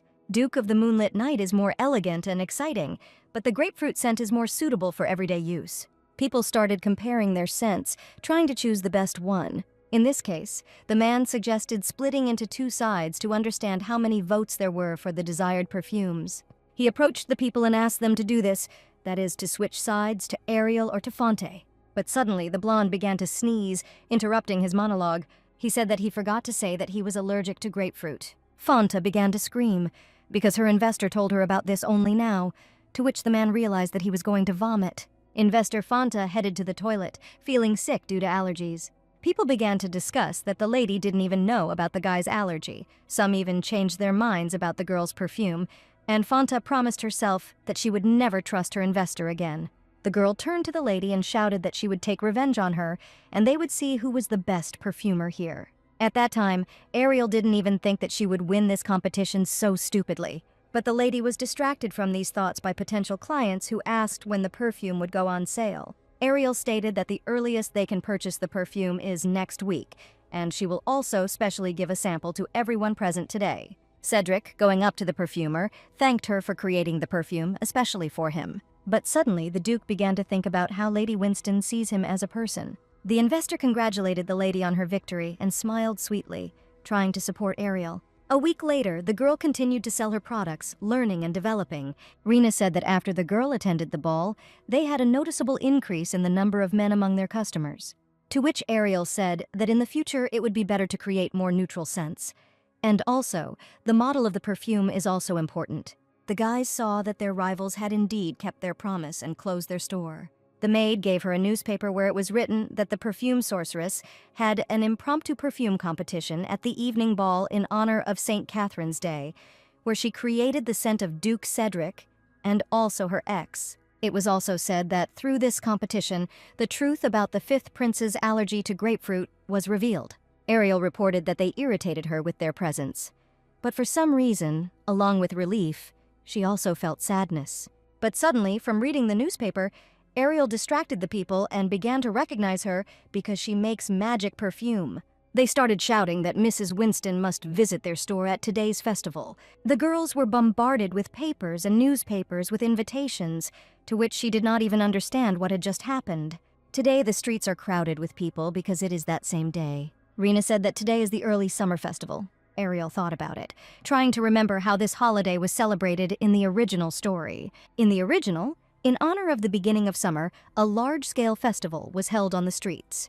At the same time, this became the day when the main character first carried out tyranny. But Ariel reassured herself that there were still 3 years before this event. Rena asked if Ariel was interested, but the perfumer realized that Rena was just at the age when festivals were of interest, to which she asked the maid to go.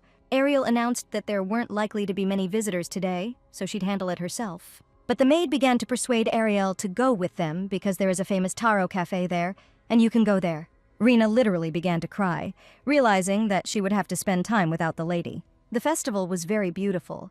There were many children and parents there, trying to make them happy. The maid also decided to behave like a child and asked to buy her one ball. They went to the very cafe where Rena's famous fortune teller sat.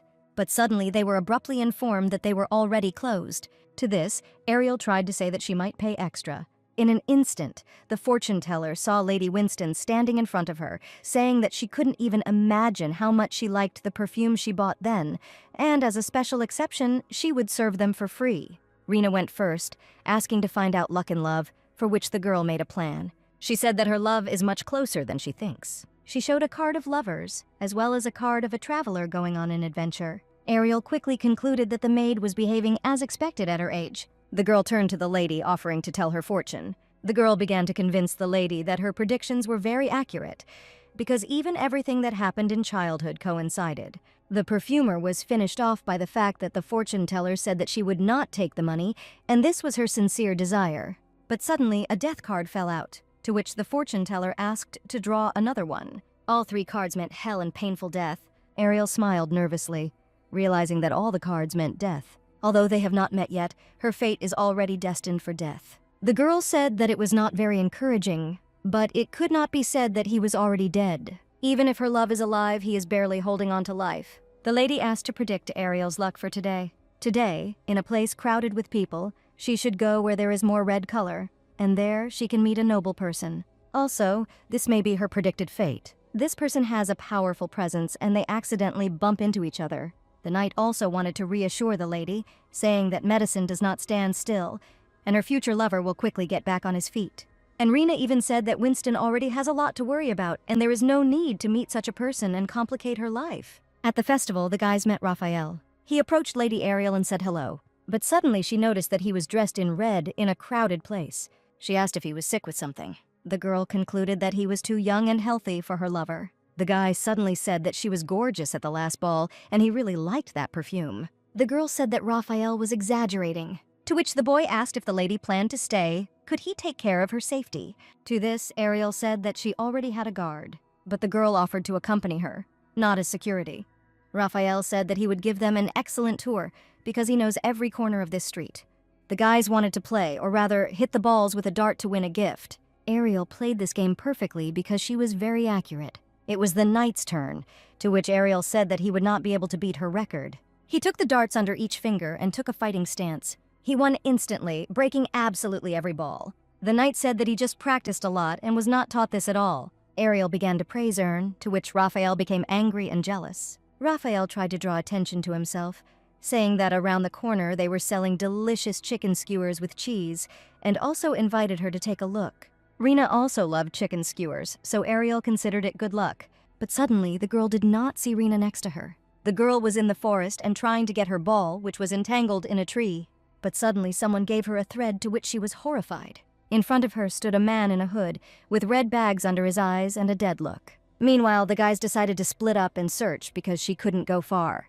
Ariel thanked everyone and asked to meet at this place in an hour. The girl began screaming for Rin and looking for her throughout the festival. But suddenly her gaze fell on the blonde man who was eating noodles. She wanted to ask why he was dressed so ridiculously, to which he covered her mouth with his hand. He took her to a corner, holding her carefully. But Ariel was also no slouch, so she bit the prince's hand. He shouted that His Highness should be in the castle. And then he explained that because of her, his mother forbade him to leave the palace and he was here secretly. In any case, he asked to pretend that she had not seen him there. The girl said that this was a waste of time and she was forced to leave, but he did not let her go.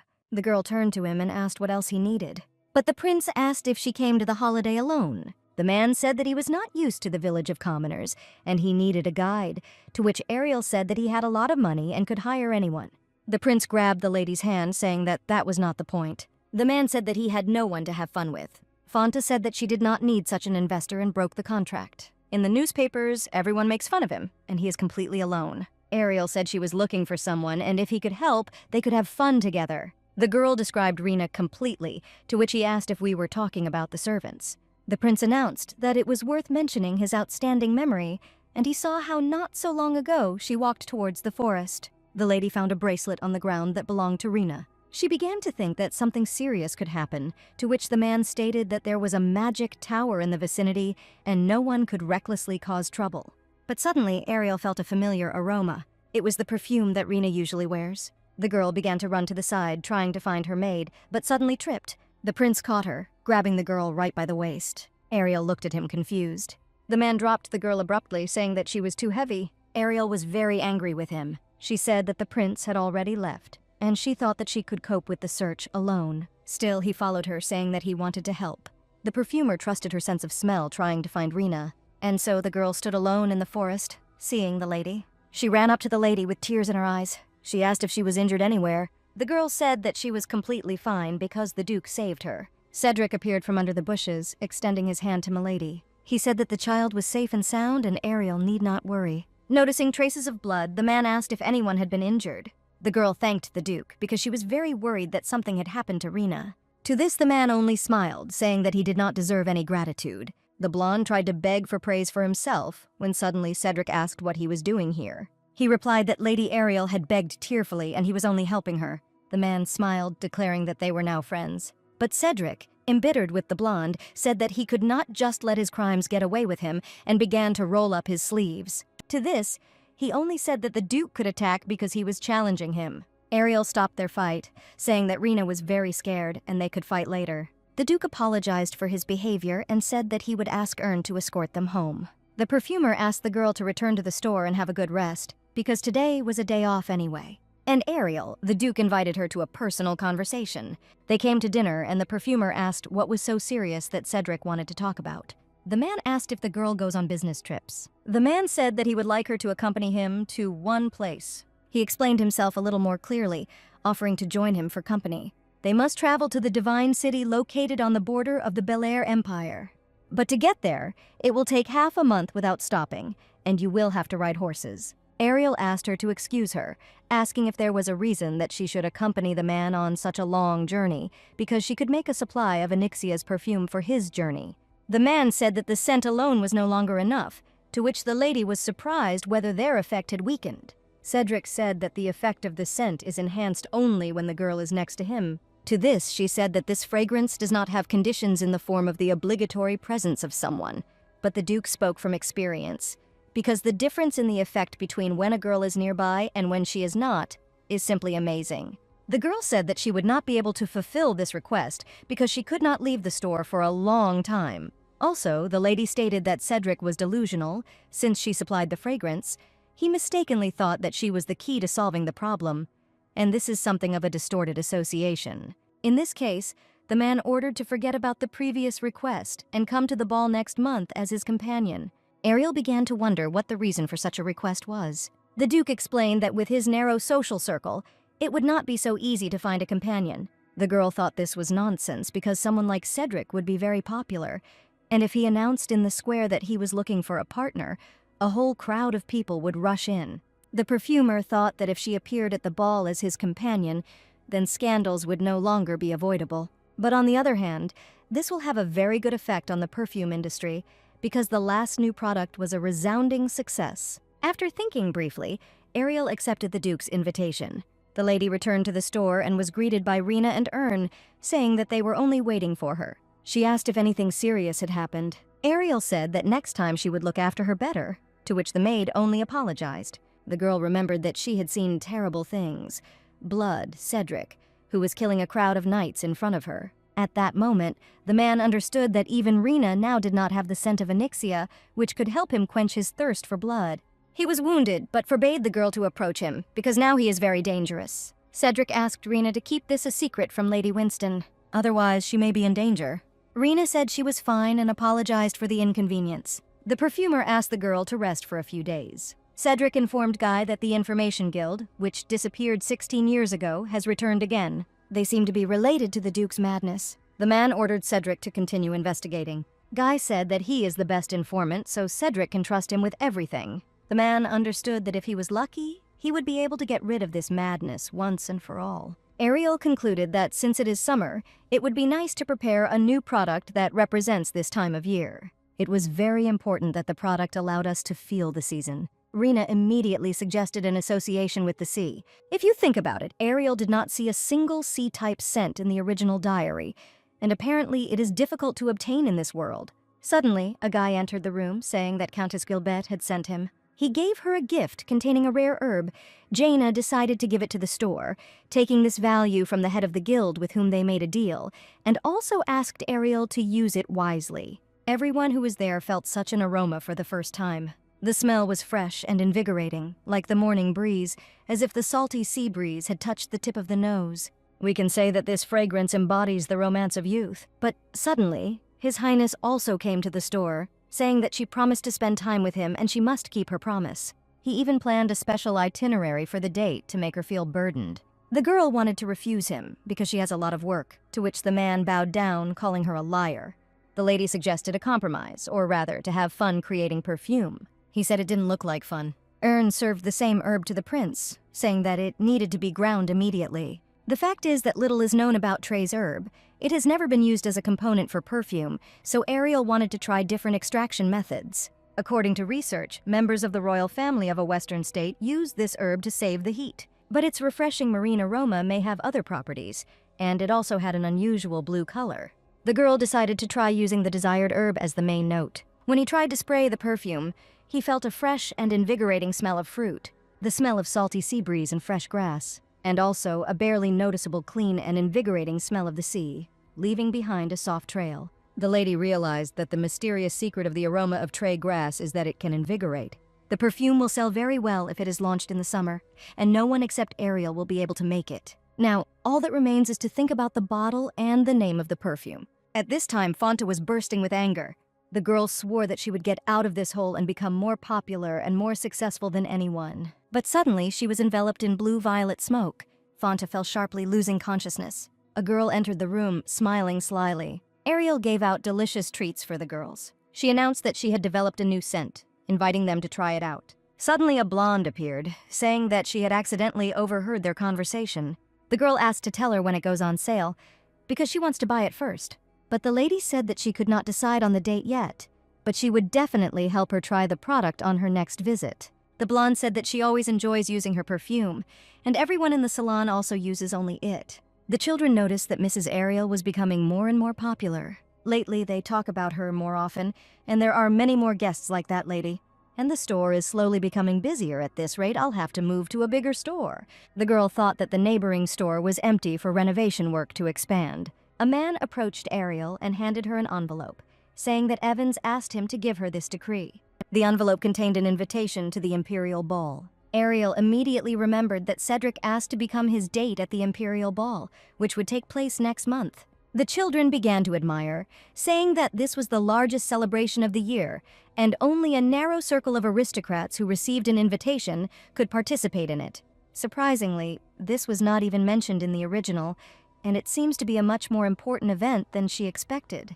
The girls asked to go and tell us how fun it was there, because it would be very interesting for them. Out of nowhere, a lot of men appeared who would be honored if Ariel went to the ball with them. The girl sighed and, asking for forgiveness, stated that she already had a partner. Ariel announced with such admiration that her companion was Duke Evans. They still said that if Cedric decided not to come, then the lady could always contact them. The perfumer concluded that there has been a noticeable increase in business, but as they say, dreams must be big.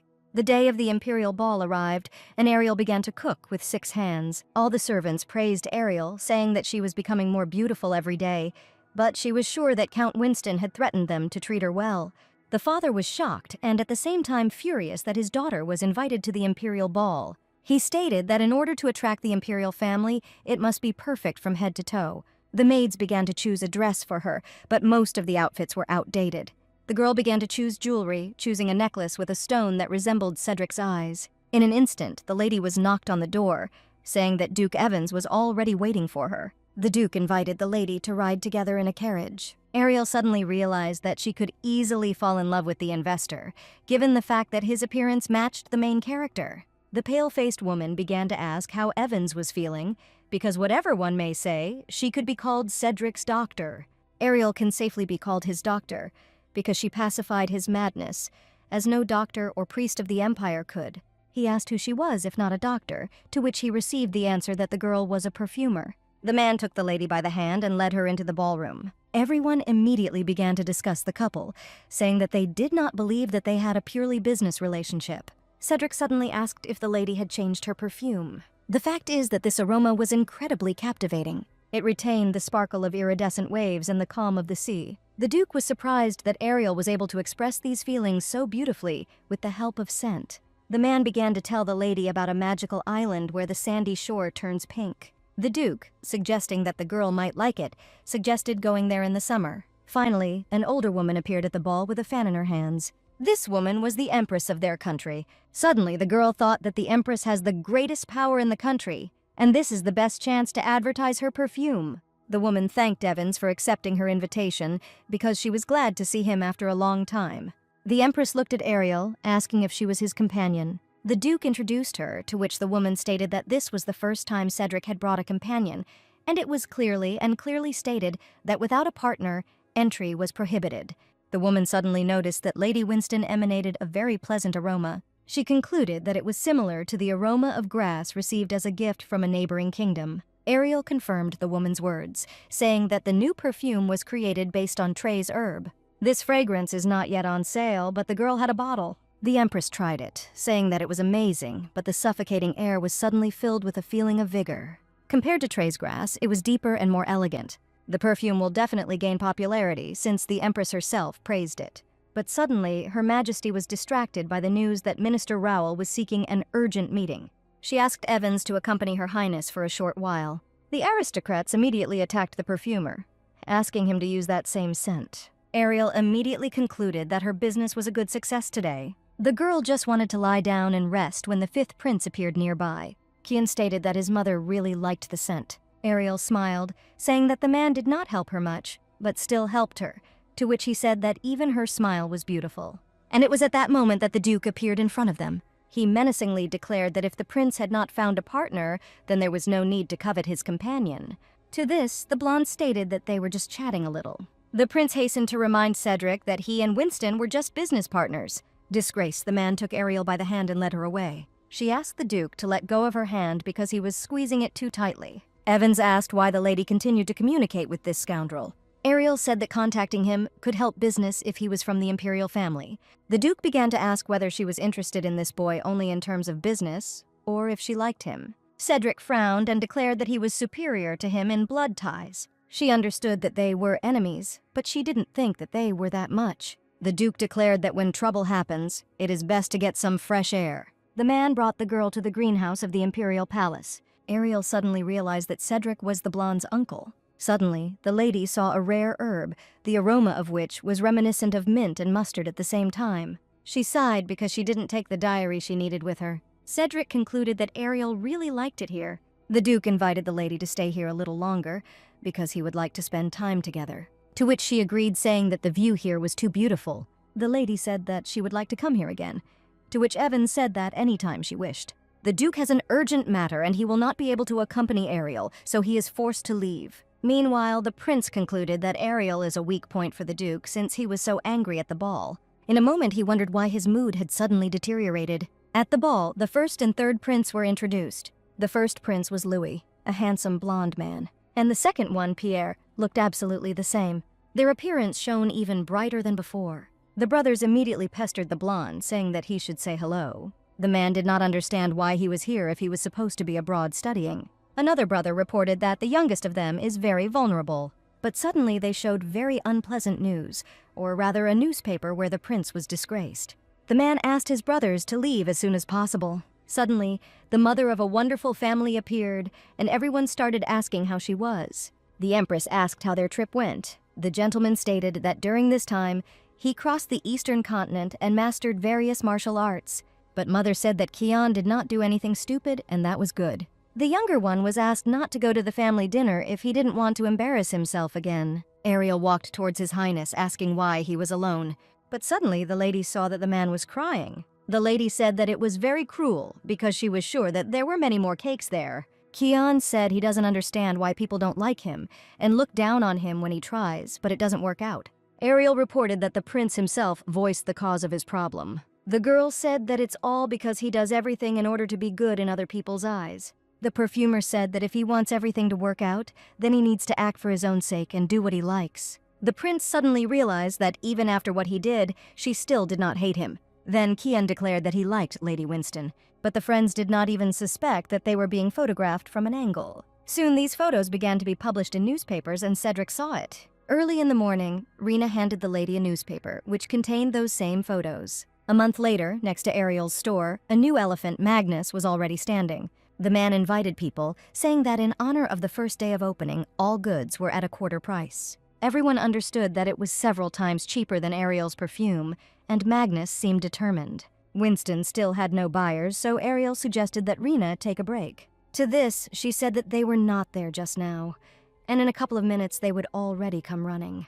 Even if people came to them, they heard about a quarter of the price and immediately went in the other direction, or rather, to another salon. What was strange was that Kian stopped sponsoring, and she definitely closed the store, and it was impossible to open it. Most likely, Fanta has a new, more successful investor. Ariel asked Ern to fulfill one of her requests. The lady compared the scents again and realized that Fanta's perfume was completely copied from her. The girl concluded that if they continue to sell similar perfumes at such an unimaginable price, they may go bankrupt. Suddenly, Magnus herself came to the store, saying that they had a small room. Ariel stated that Fanta could not profit from plagiarism forever. She also added that she doesn't know what kind of investor the girl got this time, but she will be embarrassed again. To this, the lady said that this time she would definitely erase Ariel from the street. Taking a look at the papers, Red declared that they no longer had to worry about money management. The man asked what they should do with Evans, since he seemed to have already begun an investigation. The chief said that instead of acting rashly, we need to hit the weak points. The main character agreed, saying that she was only waiting for his order. Ariel headed to the trade guild.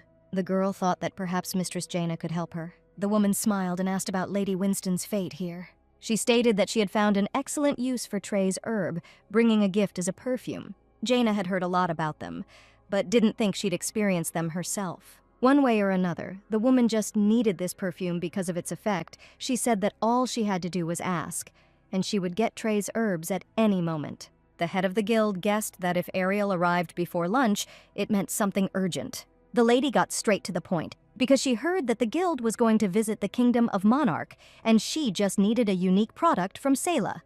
The girl simply needed iris dye. Although the dye produces an amazingly beautiful color, it is very expensive in the Empire due to limited supplies. Ariel reported the exact amount of the product. Jaina was extremely surprised that the lady needed 50 million pieces, and also asked if she wanted Jaina herself to invest. The lady said that she would make sure that all 50 million would be sold out.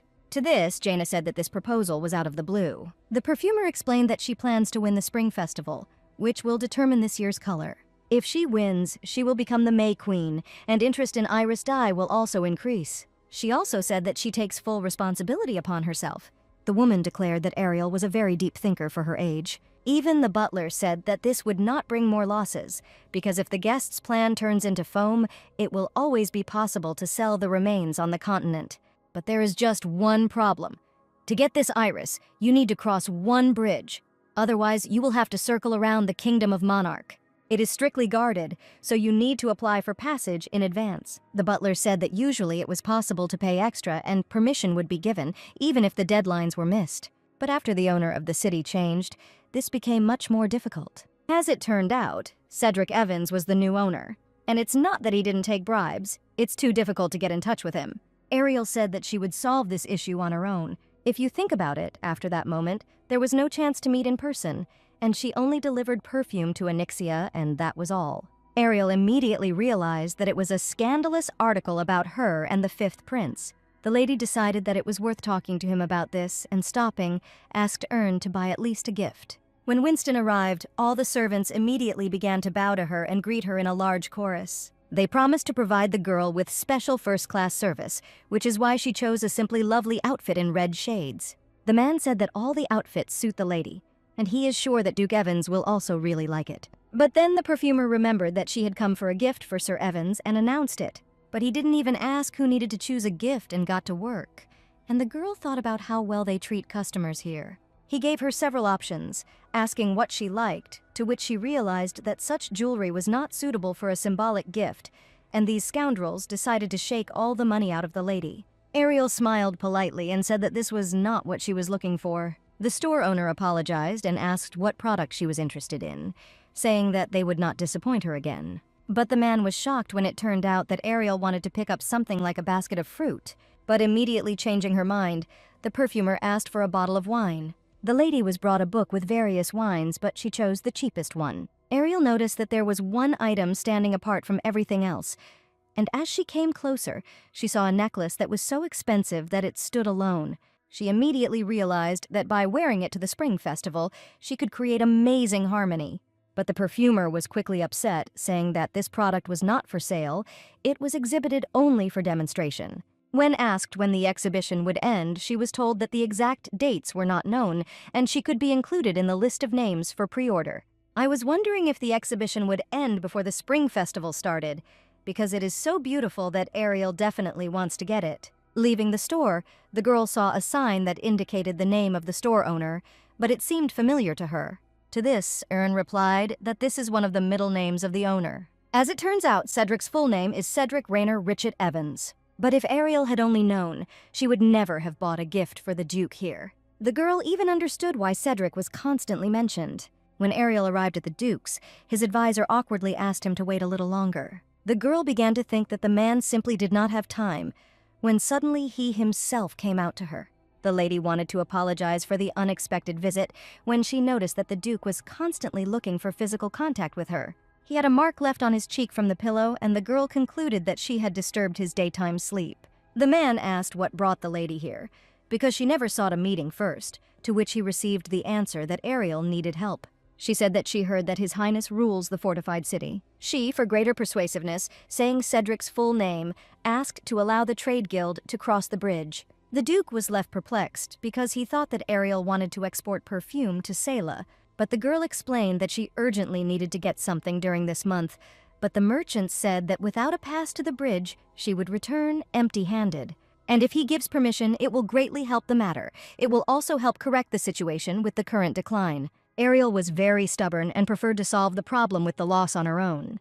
The man stated that he was confident that the plan was brilliant, and he would have the merchant guild added to the list of merchants allowed to enter this month. The lady thanked the investor and said that she would write a detailed report on the result of her ingenious plan. Suddenly, Cedric asked if the lady was thinking about marriage, which is why Ariel was shocked. She asked why such a question suddenly, and he replied that he saw in the newspaper that the lady became friends with Beller for the purpose of marriage. Ariel explained that these were just nonsense rumors, and His Highness the Prince only confessed to her without permission. Hearing these words, the man flew into a great rage, calling the prince a damned boy. Be that as it may, Evans admitted that he is sincerely glad that this rumor is baseless. Evans again reported that before Lady Winston arrived, He was dizzy and had a fever, but nothing else hurt next to her, to which Ariel stated that he was making it up.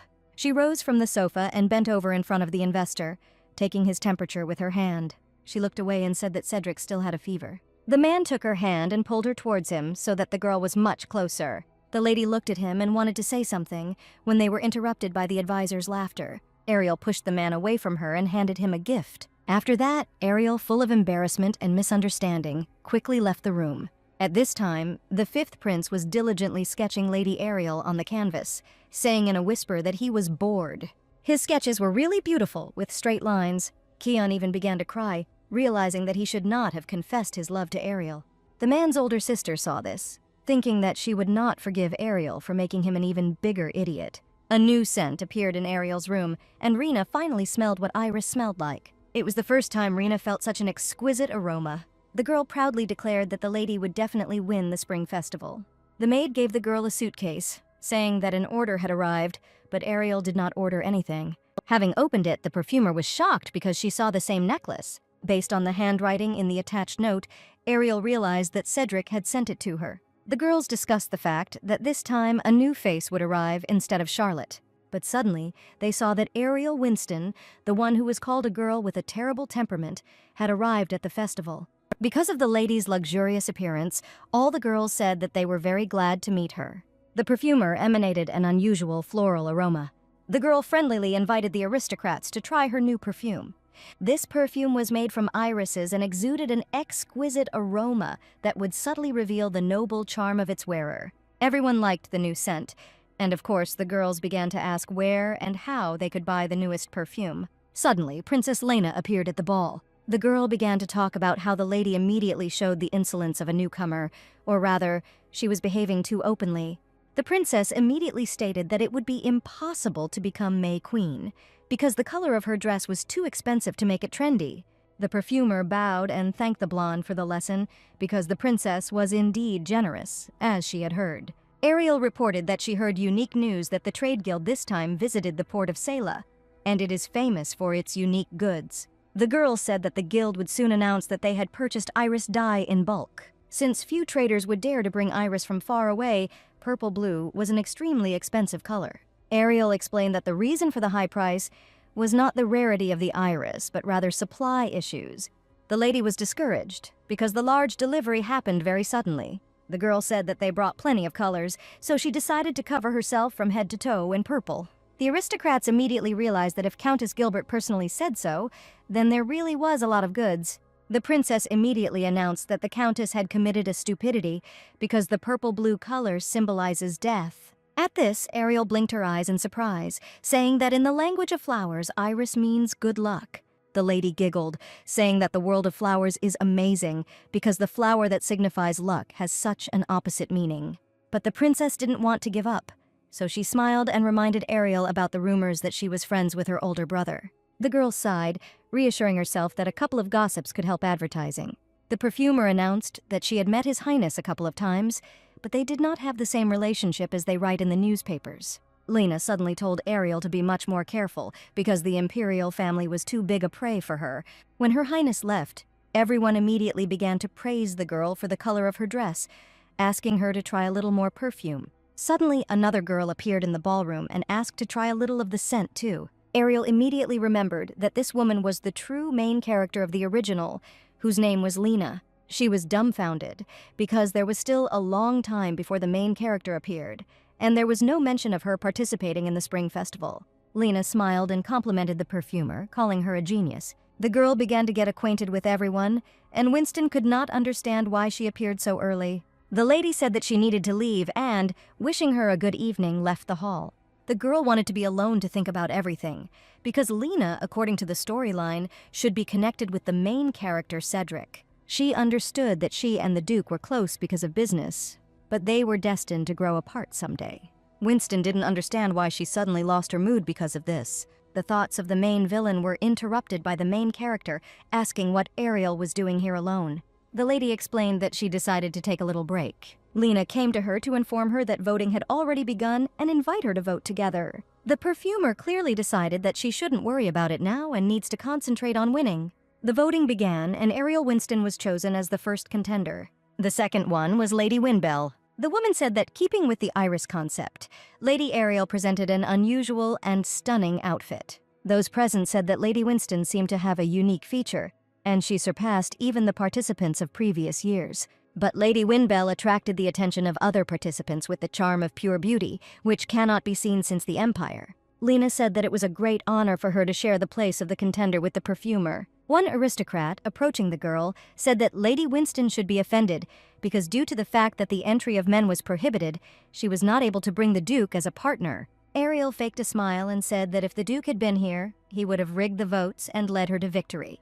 She began to laugh and say that she was sorry that the Duke was born a man. The competitor approached the perfumer and asked her not to pay any attention because they behaved this way out of anxiety. Ariel literally prayed because she wanted to become the Queen of May in order to destroy Magnus. It so happened that the first two votes were for Elena. The girls tried to support Lady Winston because there was not a single vote for her. But as it turned out, the votes for Ariel were accumulated from below, and there were a significant number of them. And so with a large margin of votes, Lady Ariel Winston won. They gave her a bouquet of flowers and put a crown on her head.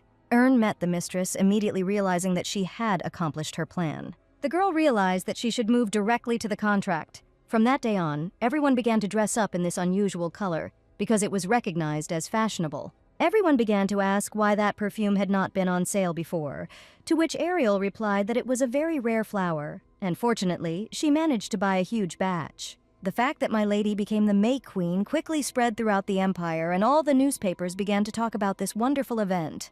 Thanks to this, the demand for iris dye has increased, and they have become a big plus. Absolutely everyone understood that with this, Ariel wiped Magnus's nose well. To congratulate Winston, the Duke brought the lady a cake, expressing his admiration. The girl also noticed that Cedric perfectly complimented her look by giving her that necklace. To this, the man just smiled and hurried to invite Winston to dinner, under the pretext that they had not seen each other for a long time. But the lady refused, saying that she was very busy today. And suddenly the fifth prince appeared, who also decided to invite the girl to eat with him. His Highness stated that he felt that Ariel would be the May Queen. He said that they had not hung out together for a long time and would like to spend this time together. But Evans, grabbing someone else's hand, instantly declared that he was talking nonsense and should come to his senses. Keon suddenly said that he came for a reason but to talk. The man said that he wanted to make Ariel Mr. Keon's personal perfumer. He explained that last time he behaved irrationally and was unable to see the precious diamond right in front of his nose. Evans hastened to interrupt the prince, saying that Winston was already his personal perfumer and he would not allow her to be taken away from him. Meanwhile, Rena noticed that Fanta had copied their perfume again. Even people understood this, saying that it was somehow cheap here, but Lady Ariel's was much better. Hearing this, Magnus came into great shock and simultaneous rage mixed with despair. The girl mocked her because the lady didn't have a single customer. She asked if she should get help again. The girl handed her an intoxicating aroma, with which Magnus could regain his popularity. With his help, people crowded like zombies at the entrance to Fanta's store. They began to fight outside to get in, almost breaking glass and knocking down doors. Ariel had prepared a good batch of goods and was expecting buyers. The girl thought that since she became the Queen of May, trade has gone even better than before, and at this rate the store will have to expand. She even thought it would be a good idea to open a second store and start exporting abroad. Going outside, Rena, Ern, and Ariel saw the strange behavior of people. As if under hypnosis, they were walking to the Magnus store. They decided to observe and understand what was going on. Rena noticed that it looked like people were bewitched by something. Ariel told Rena to look after the store, and she would go inside and check what was really going on. Inside, people seemed to be going crazy, holding the bottles in their hands and laughing hysterically. Seeing this, Winston was horrified because it looked not just strange, but even creepy. The surprising thing was that not only the customers were crazy, but also Magnus herself. The perfumer understood that if suddenly she did not do this alone, then someone could help her. Suddenly, the fifth Prince Kian himself walked into the same store. The man said that he had received a tip about suspicion of using prohibited grass on the territory of the Empire. The man ordered them to install a magical barrier and send a priest for treatment. He approached one of the ladies and, holding out his hand, made her come to her senses with the power of light, and Ariel asked what it was. To this, the prince said that the imperial family has divine power, and he is no exception. The man quickly realized that this was not enough, because the effect of the intoxicating aroma was too strong. It is a chemical made from a poisonous herb that contains a drug. The prince thought about it, because this herb is prohibited in the Empire. Ariel shared that, in her opinion, Magnus did not do this alone, because she was also under the influence of the drug. Winston said that out of curiosity she could take a minute and try to help. Lady Ariel developed an elixir for a number of addictions, just as the prince asked her to do. The girl asked if the man had any suspicions about who could have done this. Kian replied that he could guess who it was, since something similar had already happened 16 years ago. On that day, money laundering and smuggling were successfully completed. The girl said that Magnus had already played her role, and Beller would deal with her just fine.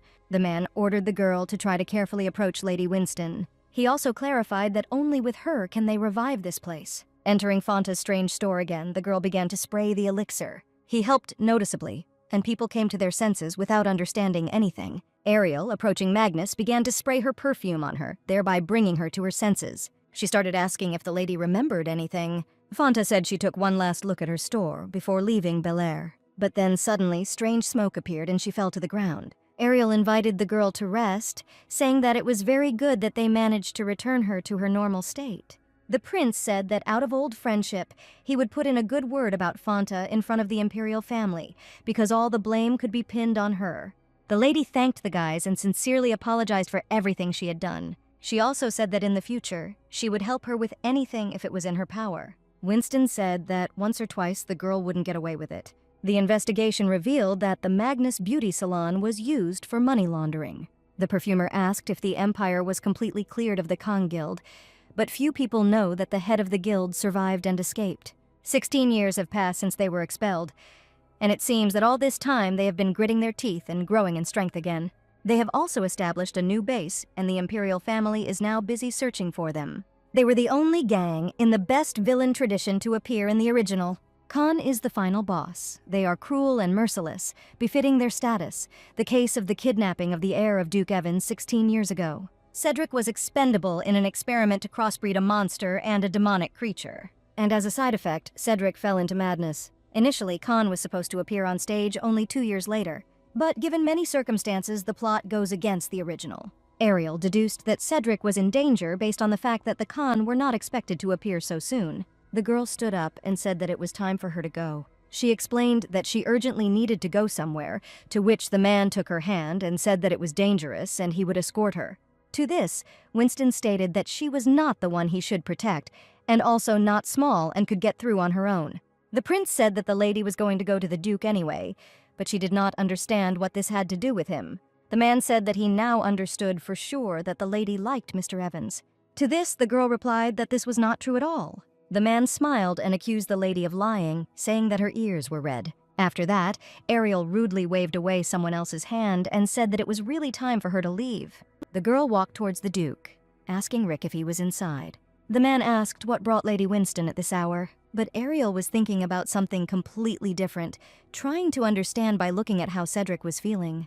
The perfumer looked at the investor and asked to talk privately. Ariel said that although it is already late, this conversation is no less important. She asked if the Duke had heard the news about the return of the Kong Information Guild. To this, the man menacingly asked where the lady got such information. But the girl immediately figured that if he found out that Kyan told her about this, he would be very angry. Ariel said that this organization had a bad reputation. The girl understood that among all that Cedric had experienced, the crime of the Khan Guild was the most cruel. The consequence of the incident was not only madness, but also pain and fear from the abduction experienced in childhood. In the original, when the Khan returned, Cedric went into a frenzy, overcome with rage. Evans asked what made the lady think so deeply. She said that everything was fine, but she herself thought that maybe everything was fine now. But gradually, Cedric's madness would intensify. She understood that he needed her, the one who could cure his madness. This girl who should be with Evans was Lena.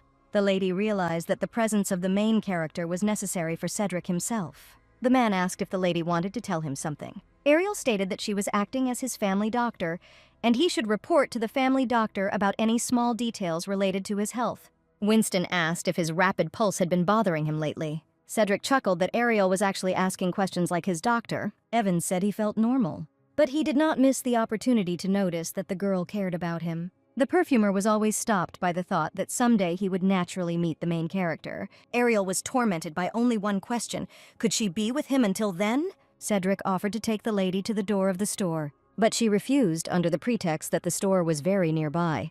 The man thought that the Khan had settled in the underground sewers. And the fact that they set up a base in such a place indicates the resumption of their activities in the capital of the empire. Evans asked if anything had been found about the 16-year-old case. The Duke concluded that they had done a lot of dirty work to match their reputation. Just think experiments on the human body. The man said that these experiences are the source of madness. In the process of crossing with a demonic entity, the blessing from baptism ceased to work. All this because Cedric could not be cured even by divine power. The employee said that these are just guesses for now, but there is other information. Ariel Winston was able to be a prototype.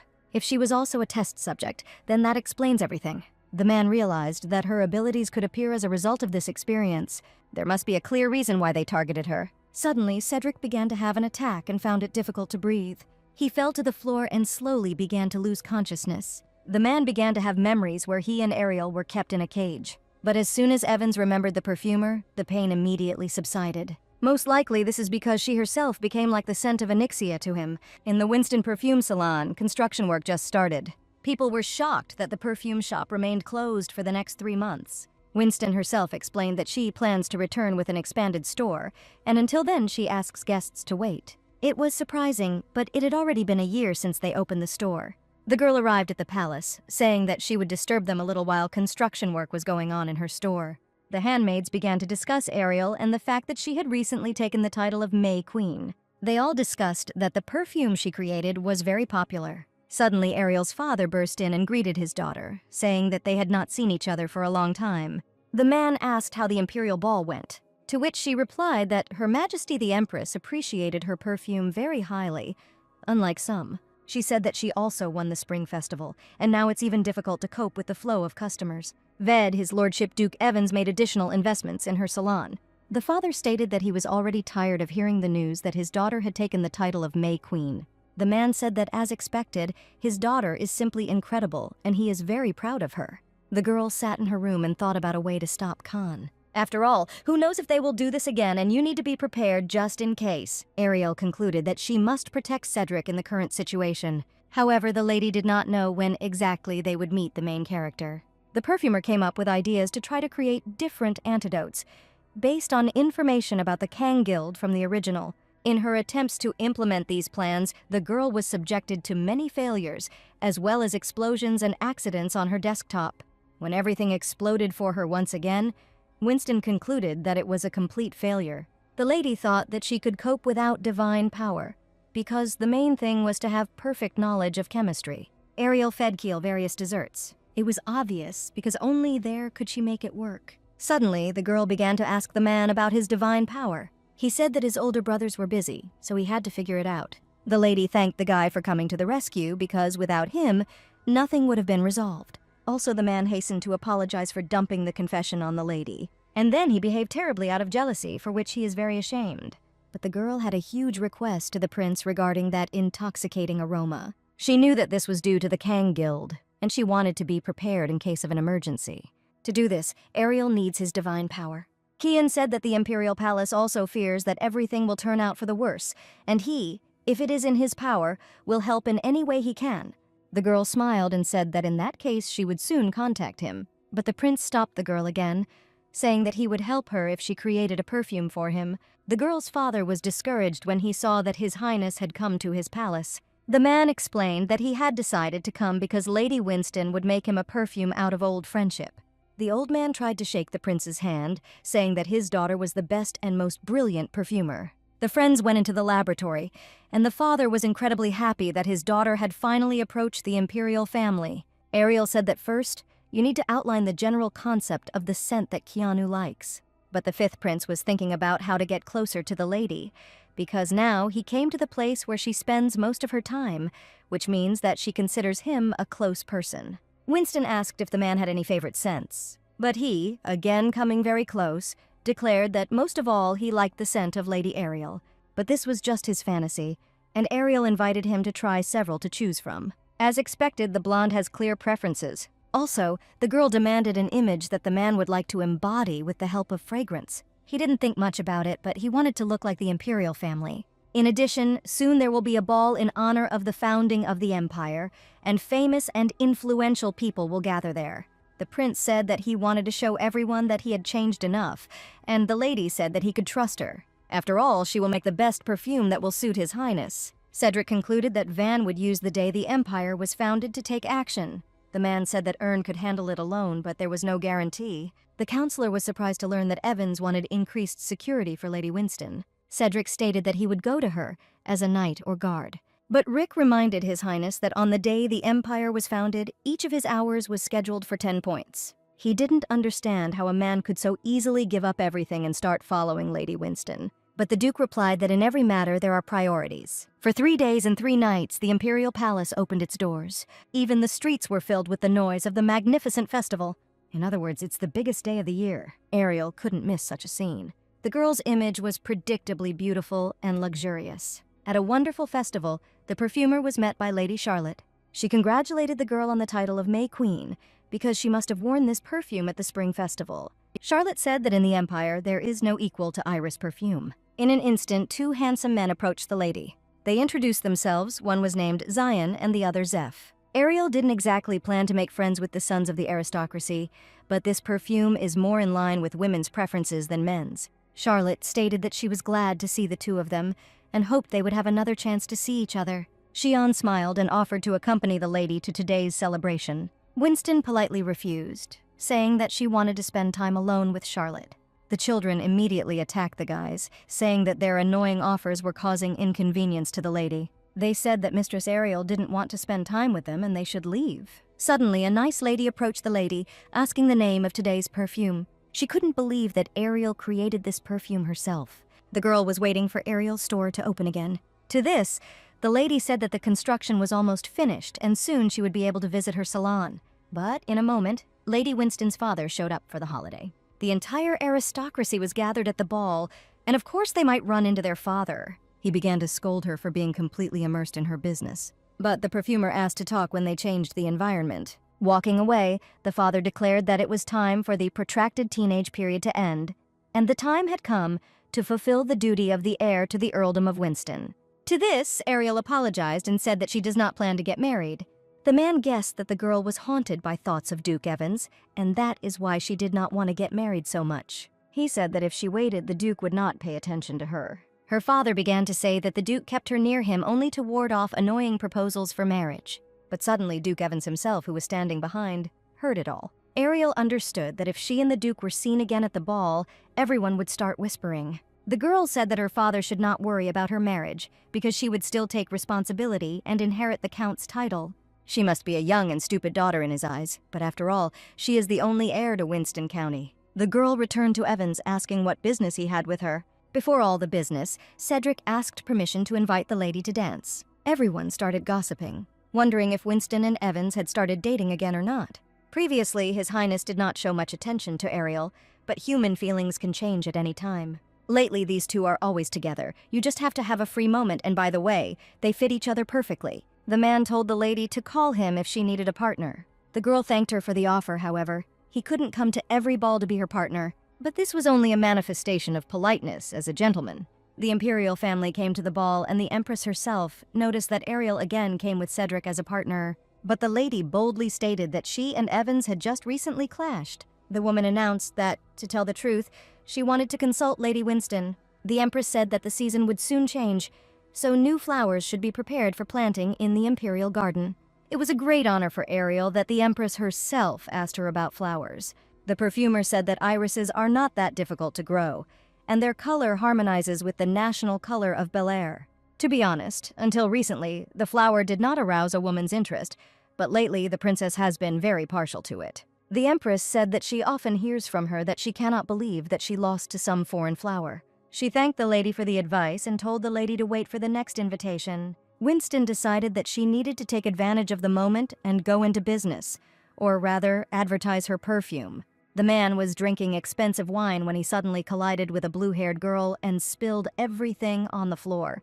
The stranger asked for forgiveness because she was not yet used to such crowded places. The man asked if the lady was hurt, and also said that he would just take a little more drink. Liana bowed and introduced herself to the Duke, saying that she had just arrived in the Bel Air Empire a couple of months ago. She also said that she might very soon officially appear before the palace. Evans thought about it because he had not been told anything about the guest who arrived from abroad. The investor smelled a very familiar and warm aroma from the girl. Ariel thought that running a business was difficult, but she succeeded and received business cards even from foreign aristocrats. Lately, everyone in the empire has been talking about Ariel. The man approached the lady and mentioned whether she was the creator of magical perfumes. The perfumer realized that it was very good that she came to the ball in honor of the founding of the empire, and maybe later she would be able to advance abroad. A red-haired man approached the lady, smelling the aroma of iris, and the girl began to advertise her product because it was becoming more and more popular every hour. But the stranger hit the bull's eye when he reported that the girl mixed iris and geranium. Ariel was amazed at the stranger's knowledge when he said that the strong scent of geranium neutralizes landswood. He said it was an amazing decision because landswood is quite a magical herb, and just a little is enough to completely erase the smell of many herbs. The man said that he also liked the smell of that grass. He also noted that all you have to do is encounter it, and it completely removes all other odors. Also, the stranger said that the herb has a special feature, because it is the best component for creating dope. Suddenly, the perfumer realized that this man was related to Ariel in the original. She didn't understand why he should tell her about dope.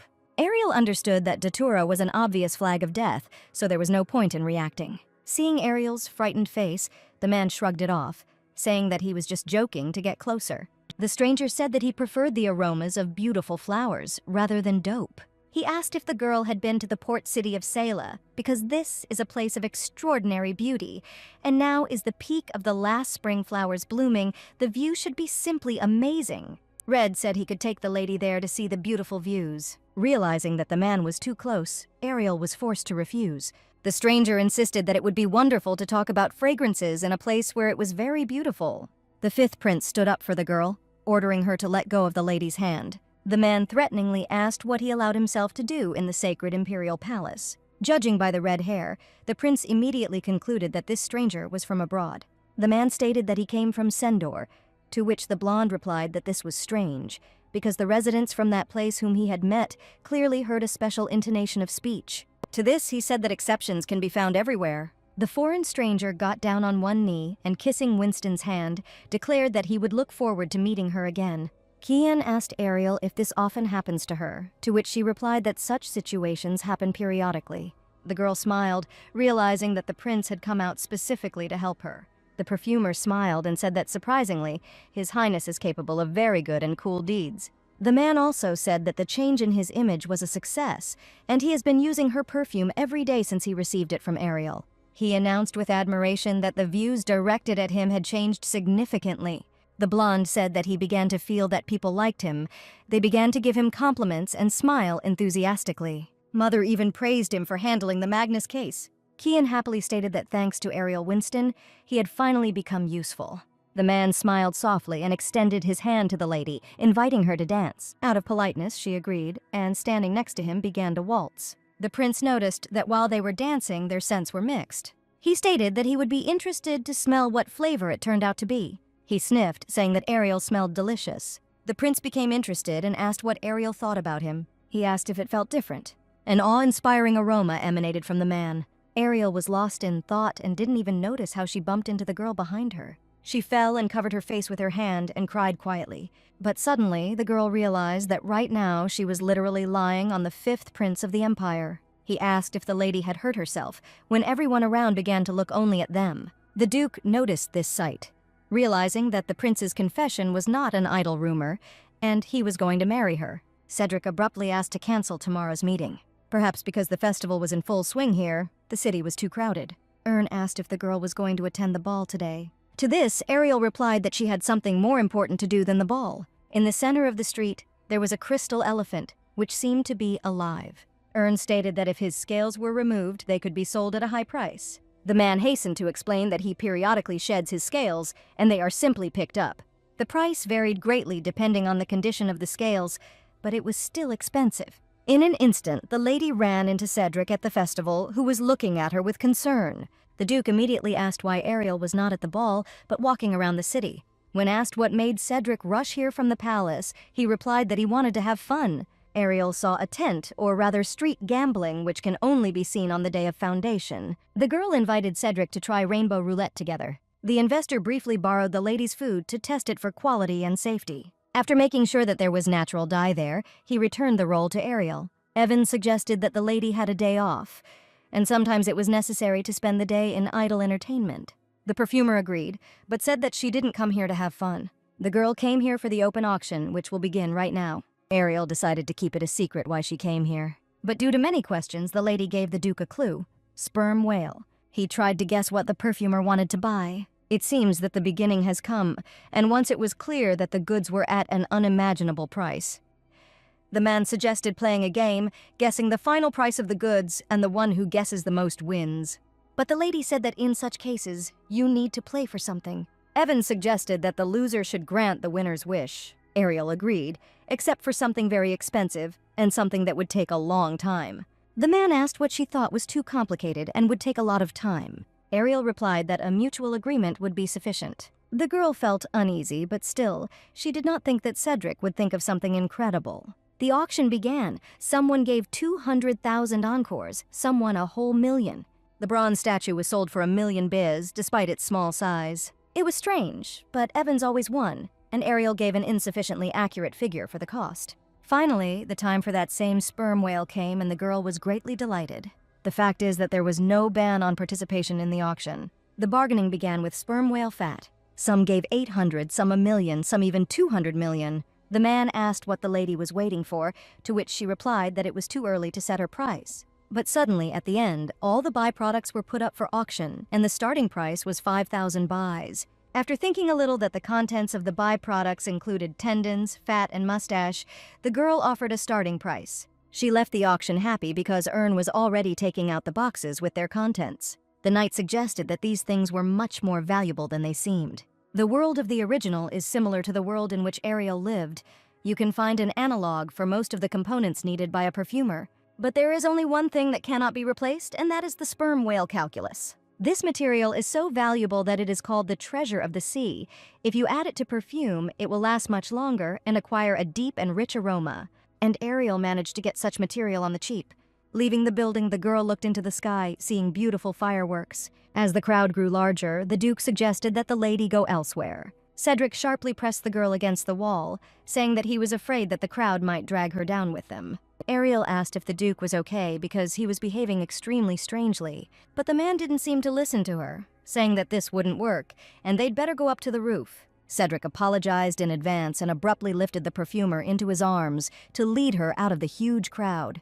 A couple of movements, and the couple found themselves on the roof, where the whole street was in full view. Evan suddenly filled Ariel with the fact that in the recent argument, he won. The girl smiled and said that since he won, then let him make a wish. The lady thought that Cedric would order 10 free bottles of medicinal perfume, but he, smiling at the corner of his lips, wished to hug the perfumer for a short time. He stated that it would take 1 second and he would let go immediately. Ariel hastened to remind that they had long separated. Also, she said that if someone sees them, they will immediately be pinned to the wall. The girl decided that she needed to show that his judgment was wrong, so she agreed to a hug.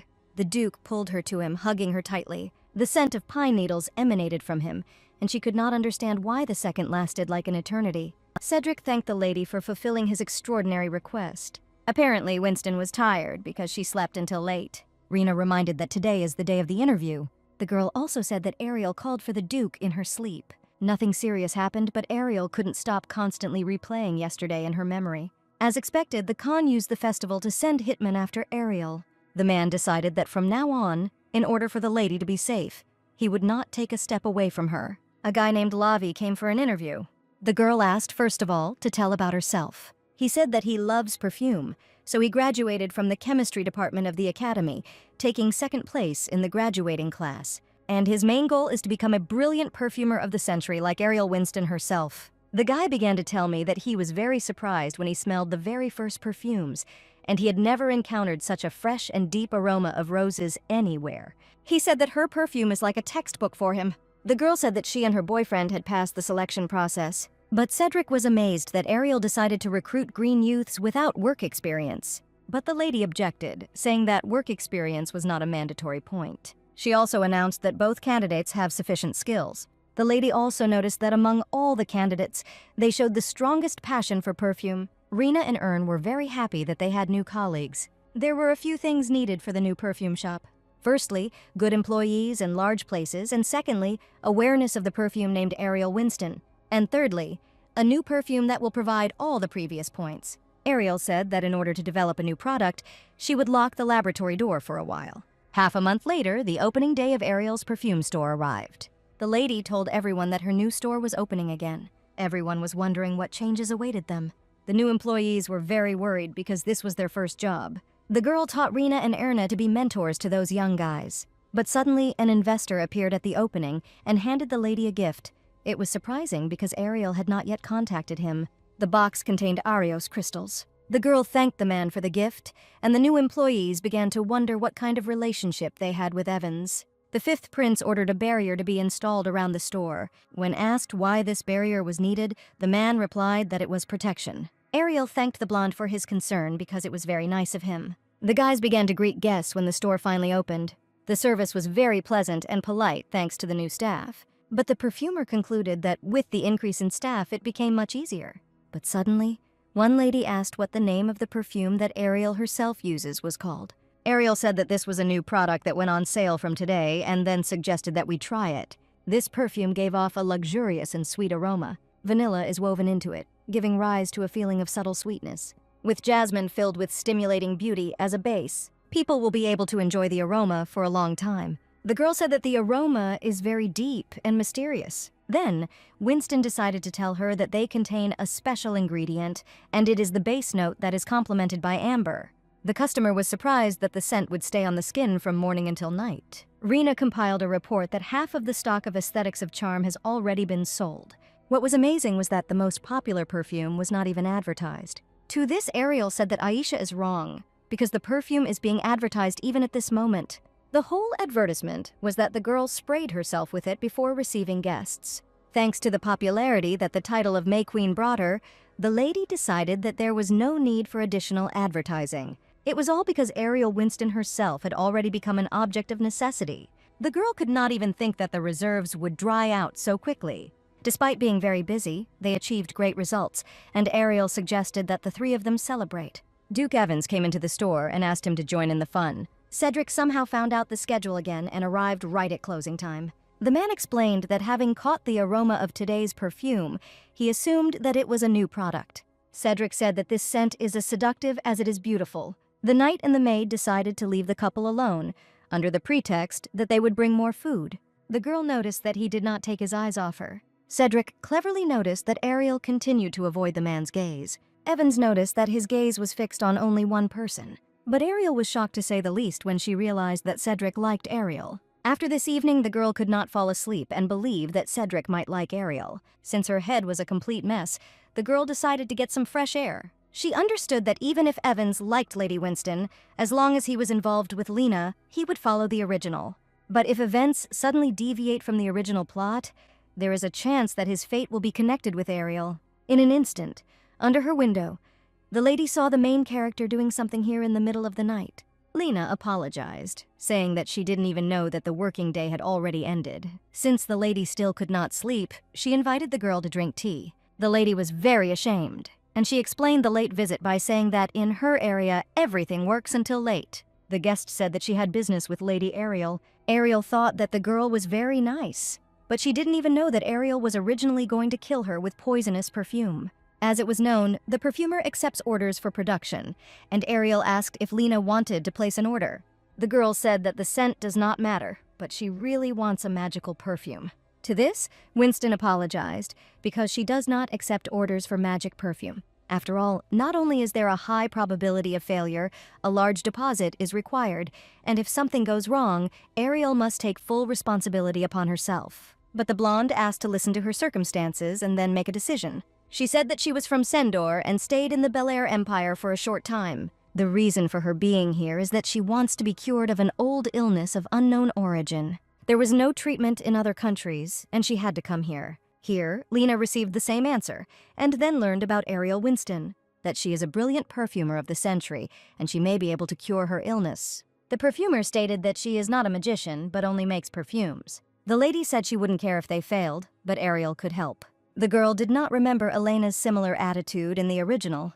She is the main character, and if you can help a person, then the lady is ready for it. The perfumer said that it is unlikely that the disease will be completely cured, but she can try to alleviate the symptoms. The lady said that she would send her the deposit tomorrow, but for now, she would say goodbye. Ariel began to think that she had imagined all this, because the original was unlikely to be able to change. The girl approached the dungeon and promised that she would definitely get Theo out of there. The lady arrived at the only place in the Empire where holy water flows. Ern said that people come here to be healed and cleansed, and the priests use this holy water for blessings. Ariel wanted to use holy water, and perhaps be able to create a perfume that would put Elena out of her misery.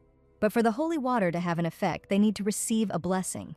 They just need to step on the road up. Priests stood at the top and blessed the people. The goddess of fate, Selena, gave Ariel peace and tranquility. The priest declared that the goddess would lighten her path and send her eternal blessings. But suddenly the girl saw that the fifth prince was standing in the place of the priest, who asked what she was doing here. He reported that there was a labor shortage and he was here to help because he had powerful divine power, even by the standards of the imperial family. And Winston said that she was here because she received an order and was going to make a perfume with a healing effect. But unfortunately, taking holy water out of the territory is prohibited, but perhaps the girl could have succeeded with the presence of grass. Celestine herb is a plant containing divine power. If you soak it in water while reading a prayer, the water will become holy, but you cannot get the grass either. The man provided Ariel with some holy water, offering to develop a perfume right in the temple. The lady thanked His Highness because she had taken all the ingredients with her just in case.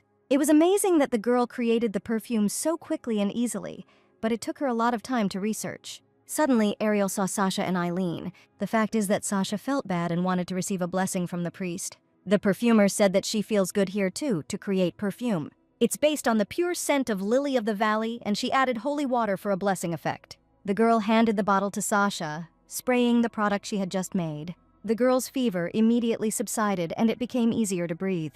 Winston was very glad that the effect was positive. The fifth prince was amazed because he had never seen such an effect from simple perfumes before. Even though this is a perfume and the effect will not last longer than 3-4 hours, it will still be useful.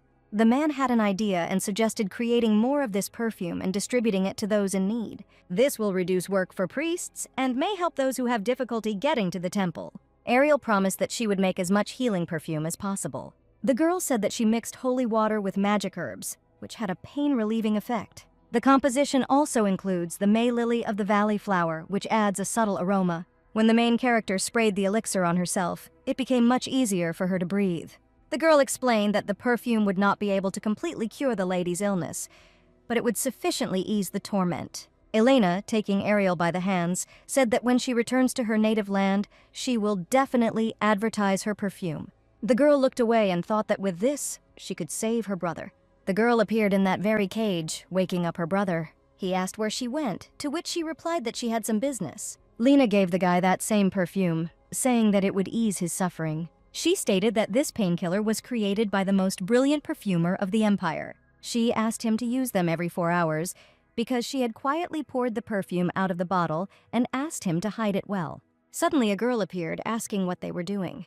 Researcher Kana reported that she entered without the knowledge of the head, and the girl might tell lies. She took the perfume from them, asking if it had any effect. The girl said that with this, conducting experiments would become much easier. The head ordered Phila to report if she noticed any strange reactions. In the evening, there will be an official dinner with the kingdom, and the man concluded that it is not too late to return to the palace. Elena was reminded not to forget who she needed to gain the trust of. His love is so deep that during the last ball in honor of the founding of the Empire, he dealt with all the mercenaries.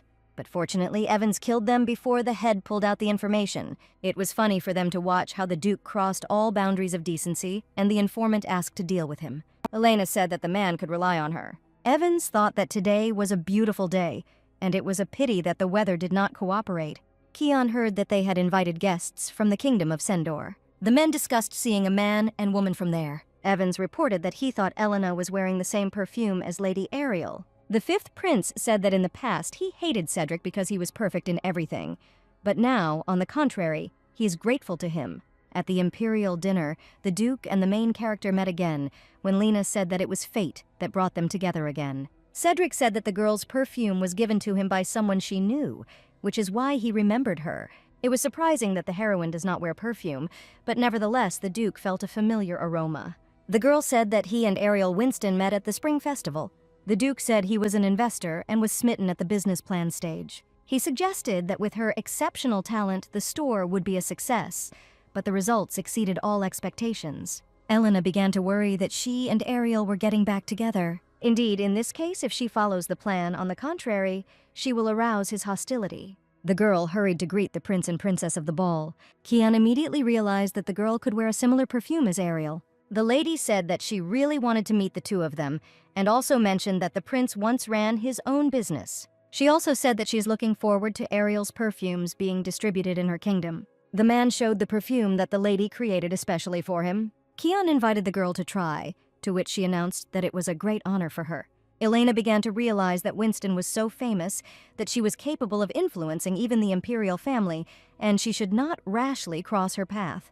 To revive the Khan Guild, Ariel's genius abilities are needed. However, if such a public figure, known even to the imperial family, disappears, a serious wave will rise. Elena decided that a new plan needed to be made. Suddenly, Duke Evans appeared from behind, asking what she was doing there. But the man suddenly asked if the lady had ever seen one mark 16 years ago. He began to talk about his guesses that the girl was an eyewitness to mysterious magic or experiments. The girl understood that he suspected her of spying for Khan, but did not understand why. She tried to avert her eyes, saying that she was very unpleasant to hear this, and, by the way, she had never heard of or seen such a thing. Then the man asked for forgiveness, saying that he was simply conducting an investigation. He also asked her to let him know if she saw or found out anything. Evans still remembered the smell of the place where he was locked up 16 years ago. Cedric knew for sure that the girl was saturated with the smell of this place. The Duke looked through all of Lady Helena's documents, but everything was clean. The advisor also reported that this girl has a real personality. The only peculiarity is the disappearance of her younger brother in childhood. Rick heard that at age 8 she disappeared with Brahm, but returned alone a few weeks later. It was also known that for the sake of experiments on people, the Khans abducted small children. If we assume that the younger brother Winbel is a prototype of Khan, then Lena, who escaped alone after being kidnapped, could very well become Khan's subordinate to save her younger brother. From all this, Cedric could not understand one thing: why she risked her life by entering the palace. She may be the main accomplice, so the Duke asked for a detailed investigation. If this investigation turns up important clues, Cedric may be able to understand why the Khan are fixated on Lady Winston. He can find a way to cope with the madness. Rena reported that Ariel received an invitation from the Imperial Palace from Princess Lena. It was wonderful because the princess invites the perfumer to a ball in honor of her birthday. Ariel was thinking hard about what to give her. It should not be so luxurious, but not banal. The maid came up with the idea, saying that the princess loved to travel. Euphoria Island, Tanzari, and so on. There are no places she hasn't visited. She especially likes the snowy lands of the north. She goes there often. They say that the princess is a frequent visitor to the snowy lands because she wants to check the veracity of the legend.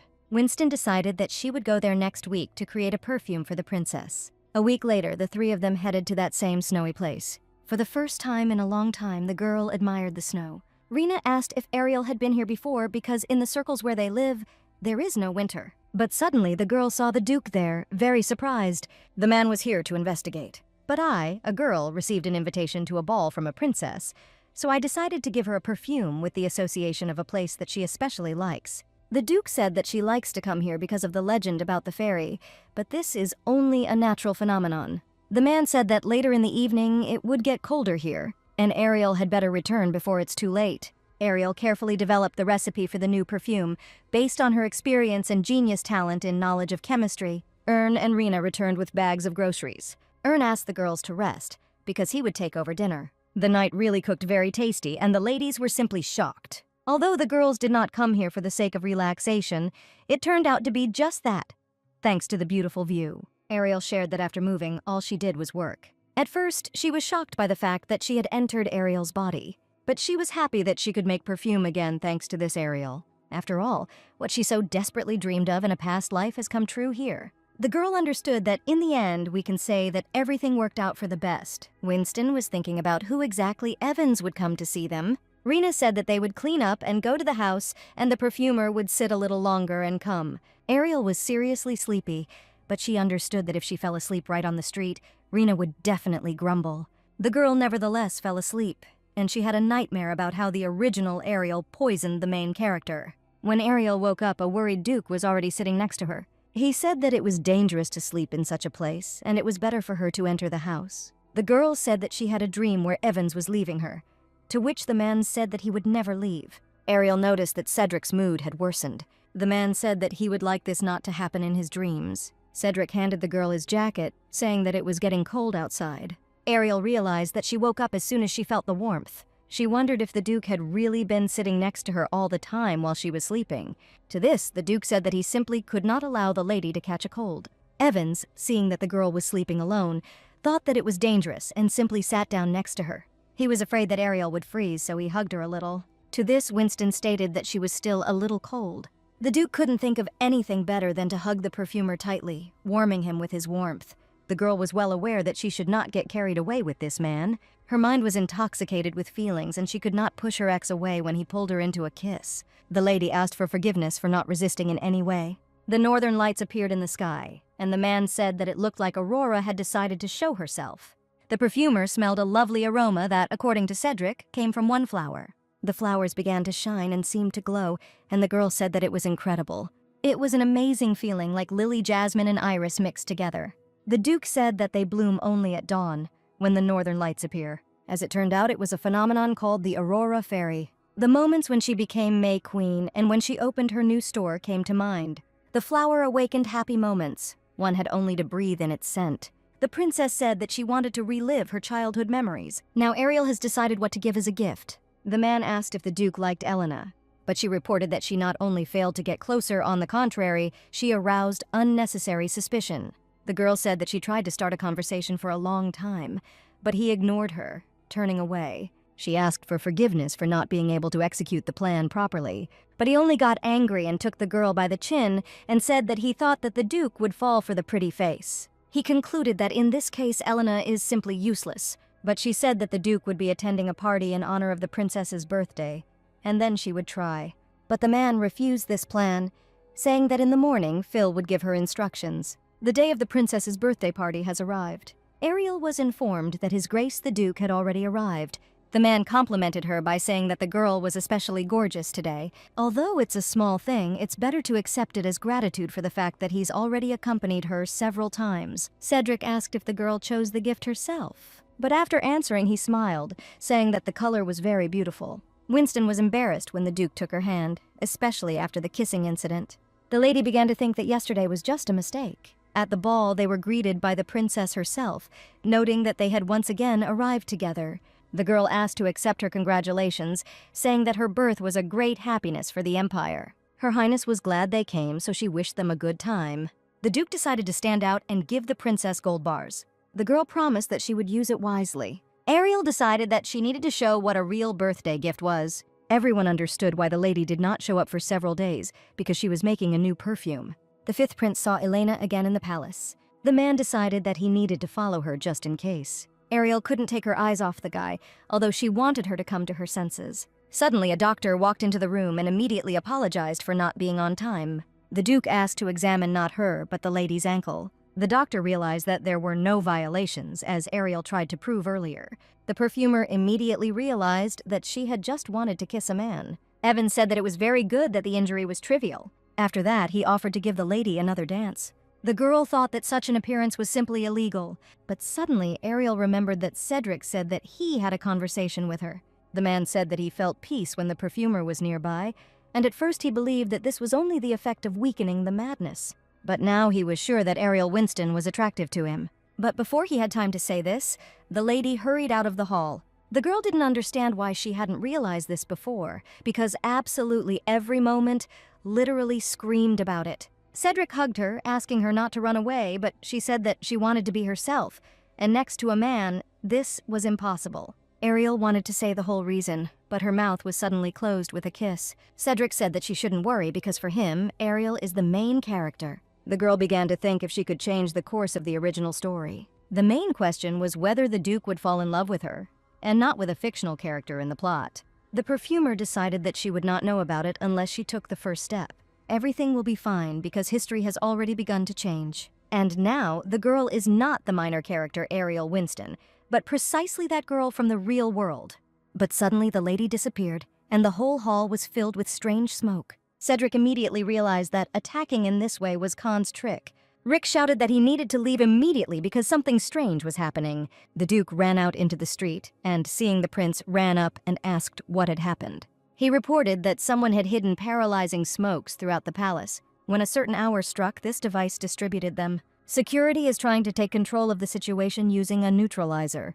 And the suspect turned out to be Elena, who was walking around the palace so sweetly. Also, given that she appeared at an official event between the kingdoms, it is worth assuming that the crime was planned. They began to ask the girl who sent her, to which she replied that she knew nothing. Cedric said that he was conducting an investigation, and there is a possibility that Khan is holding the Winbell family hostage, and that is why she is acting under his command. Since he and his younger brother were kidnapped and Elena returned alone, his whereabouts have been unknown. Recently, the Duke even showed her Khan's mark, and judging by the look, she knows it.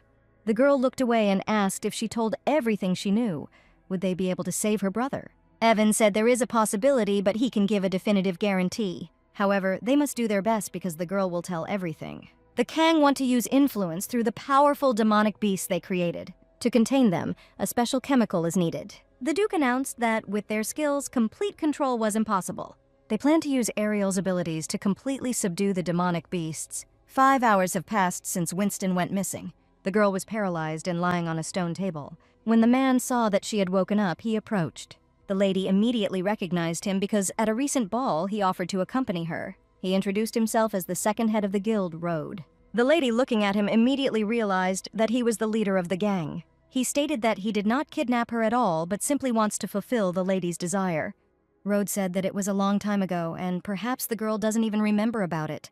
Red said that he would help the girl revive her memories. The Empress said that they had once again taken root in the system, and it was possible to track them. After the incident with paralyzing smokes and the disappearance of the lady, an emergency meeting was held in the Imperial Palace. The Duke announced that this very second, he would lead an army to raze Khan to the ground. The Imperial Guard joined forces with the Knightly Order of Evans, and they made their way into the base.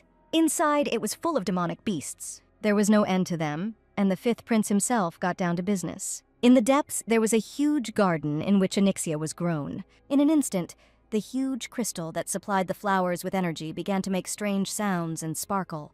They failed again, and yet this time the probability of successfully creating a person was high. It was to his credit that the second head chose the ducal family, and they were confident that they would succeed. Ariel began to remember how she was little and she and Evan sat in the same cage.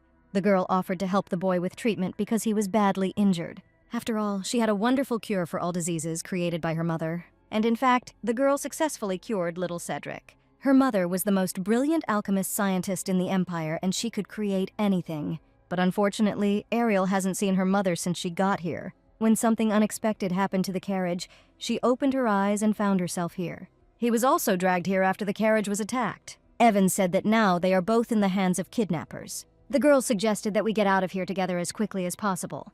They conducted experiments on the boy, recording observations that the highest level of compatibility of magical power was recorded.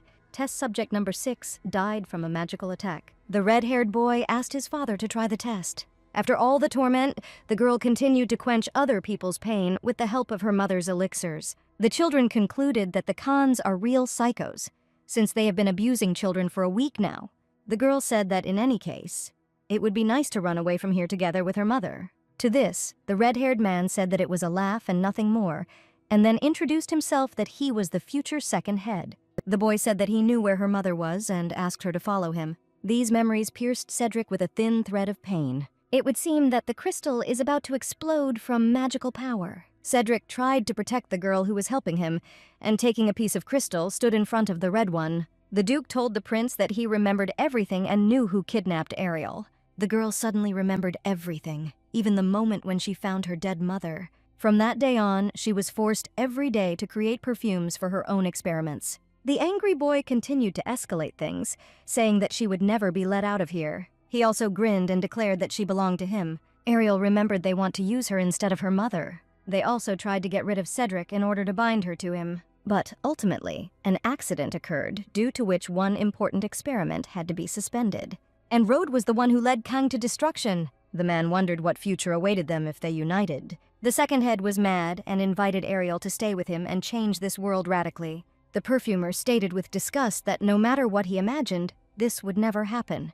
To this, the red-haired man replied that he could only force her to do this. He planned to brainwash the lady with the help of another experiment. Ariel has worked so hard to get where she is now, she simply cannot allow herself to be turned into cannon fodder. At this long-awaited moment, Evans finally reached the right place. Road was surprised that the man was able to get to her in such a pathetic state. The Duke took out his sword and told Ariel to be patient for a while and he would save her. A couple of blows and Cedric destroyed the crystals, thanks to which the spell was dispelled. Goad, with the words that the Duke simply should not have interfered, threw away the explosive canister, from which strange smoke was emanating.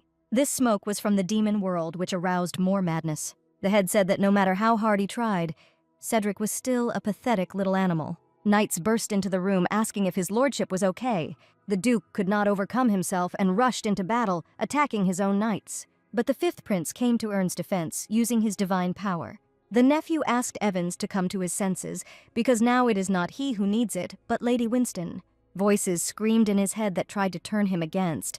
They said to kill, and no matter who. He rushed into battle again, but having already defeated the divine power of the prince, he settled on the knights. Ariel took Ern's place, covering him with herself so that the guy would in no way injure her friend. The girl tried to bring Cedric to his senses. Suddenly, after much screaming, Evans finally recognized Ariel. Ariel understood that he was not completely mad yet, and just in case, she had a sedative pill in her pocket. The man silently hugged the girl to himself, symbolizing a hug. The monks began to heal Keon. The knight promised that he would return with good news, and Ariel must cope alone. The symptoms have intensified, and it will be difficult to cope with them alone. The girl would not like to use this method, but there is no other choice. Ariel popped the pill into her mouth and pulled the man into a deep kiss. Everything worked out because this is a powerful sedative, and soon Evans will feel better. Finally, the Duke came to his senses and spoke. The man hugged the girl tightly, saying that he would not want to experience this again. All Kang members were tied with powerful chains. Red stated that Cedric is still a monster, even if he is his father's successful creation. The blood of demonic creatures flows in Evan's veins, and nothing can change this. To this, the man said that he does not regret his mixed blood at all. Although there are some side effects, it has gained obvious strength. It was nice because Cedric could gut anyone like some kind of rat. Ariel asked how to completely get rid of the side effects of experiments on people. Road said that the girl is too naive because there is no one on earth who can cleanse the blackened soul. The body, even once intertwined with demonic blood, will no longer be able to return to its previous state. Winston's face showed disappointment that she could not get the answer she wanted. Evans proudly declared that he no longer cared because he had already found his refuge. Red again tried to say that she was going to live an ordinary life, making perfumes as a merchant, although now she can get things that she could not even imagine. The perfumer asked why he thought she would want to participate in 8th grade games to conquer the world. After all, he will have to rot in prison for the crimes he committed. He began to shout that he had done a lot to meet Ariel, to which the girl handed him perfume that could kill him with one click. They offered to deliver the couple home using a teleporter. There was only one rule in its use, one person at a time. Finally, the missing children returned home. Led by his lordship Duke Evans, they successfully dealt with the demonic creatures. However, at the last moment, the head of the guild, Khan, used suspicious magic on the Duke. This caused him incredible agony, and they did not even find the courage to approach. Lady Ariel Winston was the one who saved the Duke. The Imperial Palace plans to contact the lady to prepare for emergencies. Along with eliminating Khan and settling the consequences, the head of the Khan Guild, Rod Rizero, who became the main instigator of all incidents, was punished. His punishment was lifelong status as a slave. As long as he is branded, he will be followed wherever he goes. And if he tries to leave the country, the branded body part will explode. Ariel's employees, reading this story in the newspaper, reported that she had an interesting life. The girl was recognized as a heroine of love who was heroically able to save the Duke from madness. Winston gained enormous popularity among admiring people, who kept asking about that situation. Some even thought that the girl covered Cedric with herself because the situation gave rise to many stupid rumors. But the girl was reassured by the fact that thanks to this, their sales increased. Ariel was examined by the court doctor, rested a little, and emerged with new strength. And Rena looked after the store well when the owner was away. Now, all the employees cope perfectly well without the appearance of the main perfumer. They did a great job advising on the products, reminding customers that their products last a long time on the skin. Taking a look at this, Winston concluded that there could be no problem in the future. A guest was waiting for the lady on the second floor, or rather Vin. The girl and her brother apologized for showing up so unexpectedly, but they wanted to thank Ariel personally. But Elena also wanted to admit that she had been deceiving the girl all this time and that the fact that she was in danger was entirely her fault. To this, the perfumer said that the main thing is that everything ended well, and besides, she understands. Because the girl had a serious reason. The palace said that since she provided information to eliminate the Kang Guild, and is also a victim of human experimentation, they released her from punishment. But you can't undo what's done, so if Ariel needs it, she will rush in as fast as she can to help. When asked what Lena plans to do next, the girl replied that she wants to become a student of the Magic Tower. This was a great idea, because in the original, Lena also dreamed of becoming a magician traveling across the continent, using magic to save people like her who are in dire straits. But Elena's brother dreamed of becoming an outstanding knight, like Duke Evans. The girl asked why that perfume was needed, because she guessed that it was because of the side effects from the experiments. However, Rod ordered it to be done so that the experiments would be more effective, because if a person forgets about pain, he can be mocked as much as he likes. Ariel decided to give the guys Onyxia's perfume. She said that during the experiments, Lena was also injected with the blood of demonic creatures.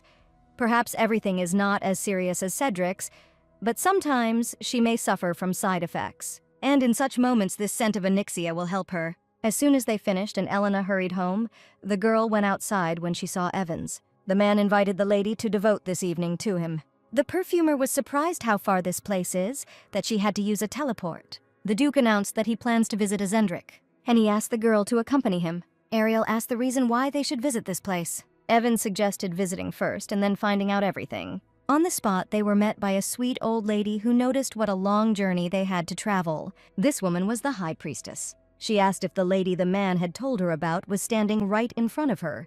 The woman came a little closer to her, and the girl did not understand why such an important person as the High Priest was studying her at arm's length. The old lady asked Cedric to leave them for a while, because she had a personal conversation with the lady. As soon as the Duke left, the priestess said that she knew that Ariel had arrived from another world. She said that she was not going to interrogate the lady. The perfumer began to wonder how much this lady knew, and whether she knew that she came from planet Earth.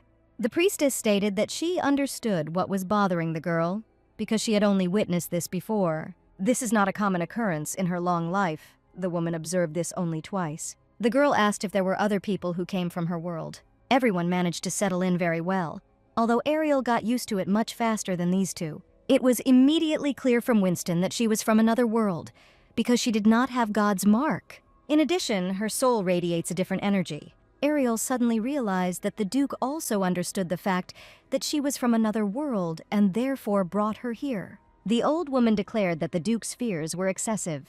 When Evans came again, the priestess said that Ariel was completely healthy. The girl asked if the Duke believed that they had experimented on her too. Most of all, Rode was obsessed with Ariel, and in the past she was there with Cedric. The lady said that she carried out chemical experiments instead of her mother. The lady was right because Evans did not feel the demonic energy. The Duke said that when he went down into the underground sewer, he remembered everything that happened in the past, and the fact that Ariel was the only reason he could hold on. The man asked if they were not due to one test, then what other reasons could there be? The perfumer guessed what the reason was, but did not know how to explain. Similar symptoms are all known methods of treating carp with ingredients from the demonic world. Up to this point, Cedric's symptoms were described in the original as an incurable disease. But there is another way, but the girl does not know whether to mention it. But the girl thought that if the author himself wrote about this novel, it's unlikely that it's complete nonsense. She hesitated and said that the second reason why the symptoms had weakened was because of love. Cedric's madness is caused by the demonic creature's blood being unable to fully mix with his own. Treatment required eradicating the nature of demonic creatures whose blood was mixed with human blood. One way to treat it is to sweep it away with human nature. In other words, feelings that only humans are capable of. The girl said that this was just a possibility. It seems to her that the author reread the fairy tales, and it also sounds like the reason is that Ariel likes her too much. The man said that it does not mean that such an opinion exists. It seemed strange to him, but if she were of the same origin as him, the symptoms would have receded even in their first meeting, At first, he thought that there was a mnemonic effect, but at some point things began to happen that could no longer be explained. The Duke planned to confess in a more appropriate place, at a more appropriate time. But he can no longer restrain himself because he is in love with Ariel Winston. The man didn't know if he had the right to say something like that, but he was head over heels in love with her. The girl, in turn, reciprocated and also admitted her feelings. For a second, a strange thought came to her. If the lady had really moved into a fairy tale, then the word "the end" would now appear under this scene. A month later, Ariel woke up in her bed. Cedric was lying nearby, asking if the lady slept well. The perfumer began to stay at Cedric's estate more often, under the pretext of being the attending physician. Over the course of a month, she and Evans became even closer. Also, the girl began to expand her perfume business. She also opened a second perfume salon in the Magellan area. Charlotte congratulated the lady on the opening and on the fact that she was able to overcome her business. Ariel suggested staying up late, not letting the perfume sell. Elena also wanted to meet with the mistress. Winston didn't know that the department store had a restaurant. It was incredibly beautiful there because Cedric chose the place. The place looked not only beautiful, but also expensive. Ariel understood that the more she looked at him, the more shy he became. For the lady, it was truly the perfect dinner. Evans suddenly reiterated that Ariel began to occupy all his thoughts, and he seemed to be in love with her. He understood that there was no way to stop these feelings. The Duke said that every day spent with the girl brought him great pleasure, so he got down on one knee and proposed to the lady. Ariel, without thinking twice, said these cherished words that she agreed. Now they will fall asleep and wake up together every day. They spent that night quite normally, discussing where Ariel wanted to open a third store. She was wondering if people liked her perfume abroad. Their conversations did not stop until dawn. The man pressed down without warning, as if he always did this, and she, as if by magic, closed her eyes, and her lungs were filled with aroma, and at some point, confidence suddenly came to her. Even if Ariel smells this scent for the rest of her life, she will never get tired of it. The wedding day has arrived. Looking in the mirror, the perfumer said that her efforts were not in vain. Even with the crowds of shoppers, she had to sleep at least 10 hours. And the biggest problem on this day, she could not meet with Cedric. And all because of the tradition that prohibits the bride and groom from seeing each other for a week before the wedding. Rena said that we should wait a little longer. Just think, soon Ariel Evans will become a lady. Finally, the bride arrived at the ballroom of the Bel Air Imperial Palace. The priest asked the bride and groom to look at each other and say an oath. The groom vowed that he would always love one and only the bride. The bride swore that she would always love only one groom. The priestess wanted to tell them to put rings on each other, as they had already begun to kiss. Ariel stopped Evans, asking him to put the ring on her. They say that rings are the shackles that hold a marriage together. Finally, the old lady declared Winston and Evans husband and wife. Jaina herself personally came to the wedding to congratulate the perfumer on the wedding. The woman said that recently a gang of robbers has been operating at the Western Gate, and problems may arise with the visit. The Duke stated that in any case, he planned to send a nightly detachment there, and they would soon be defeated. Charlotte grinned, constantly calling Ariel Cedric's last name. The girl still couldn't believe that this happened, to which the blonde replied that it was because they hadn't had their wedding night yet. Ariel wouldn't mind just hanging out with Evans and chatting. The next evening, they went to the love island of Euphoria. The girl was happy about the pink sand and then that Evans became her husband. They won't be able to walk for a long time because it will soon be evening and it will get cold. Then, the Duke suggested returning to the villa. The lady had the feeling that all she did during the day was eat. To this, Cedric only suggested adding a little more wine. Ariel was about to ask what type of wine it was, when she suddenly knocked over the glass. The man said that the girl was starting to worry for completely unexpected reasons. He smiled and, wiping the wine from someone else's hands, offered to go upstairs. The perfumer realized that it was already night, and they would have to spend their wedding night. Even though the Duke suggested they go to bed, Evans was very worried. The lady smiled and said that she was fine, and went to the second floor. Seeing the girl's shy behavior, Cedric laughed, even if now was not the most appropriate moment for laughter. Ariel threw him onto the bed, deepening into a pleasant kiss. The girl realized that Cedric was also worried when he chose to be on top. The next day, the couple decided to go to the beach. Evans asked if Cedric knew what a malicious face he had now. In the evening, there was supposed to be a festival in the village. The couple felt very calm because no one recognized them. Then the Duke invited the lady to open her own business here. But suddenly, having heard a random conversation, she found out that there was a fortune teller somewhere here. Ariel decided to look into the tent out of curiosity. But suddenly, the lady saw a familiar fortune teller, one who predicted a lot of truth. She didn't think to meet her here, and the girl asked because Ariel must be here on her honeymoon. The fortune teller said that it was a great honor for her to see such a bright couple live. She asked to choose 3 cards that could predict the fate of the spouses. According to the cards, the girl clearly saw that these two were made for each other. These cards indicate that their future will be filled with bright light. Although troubles will visit them, they will quickly dissipate. And also they will be visited by 2 baby angels. The fortune teller declared that Ariel would have twins. The girl was completely shocked by the fortune teller's words because she didn't even suspect that she could be pregnant. But Cedric immediately began to think that he would need to find a capable midwife and magician. The man said that if the fortune teller didn't lie, it's not that bad. She asked if the girl should take a closer look. In the past, Ariel pulled the grandfather card in relation to the partner destined for her, and out of interest, she asked how his health was. Ariel again chose 3 cards and found out that this gentleman's health is not in danger. This does not mean that there are no problems, but she will find a solution and cope safely. The man said that twins would make his widow happy, but he thought it would be very difficult for a girl. But the girl said that half of what was said was just fun. Finally, the couple arrived home, and the first thing Rena did was throw herself into the lady's arms. The staff, because she returned early, they quickly decided to organize a congratulatory party. Rena asked why the lady returned earlier than planned, to which Ariel said that starting today, she will be developing a new fragrance. The guys announced that they would help with everything the lady said. But Evans wanted to create the scent of the Euphorian sea breeze, with the smell of palm trees and overseas fruits, and the smell of musk mixed with pine wood. While the girl continued to create her new scent, she noticed that Cedric had been waiting for her for a long time. He said that the girl was so focused that he decided to silently watch, to which Ariel only let her smell the new scent. The lady decided to call this perfume Happiness. But in fact, this is a series of fragrances, but the first will be this one, the aroma of that same sea breeze. When asked how long she plans to create them, the girl replied that she doesn't know, and maybe it will take forever. Ariel wondered what the scent smelled like that gave people happiness. It was the scent of flowers, sworn bees, and butterflies. The girl spent a lot of time thinking about this question, but now she knows the answer for sure. The scent of happiness that she so badly wanted to reveal was actually the scent of a person. Not a single fragrant flower or expensive spice can overcome the smell of a loved one's skin. Cedric for her, and she for Cedric are the only ones who allowed each other to experience true happiness.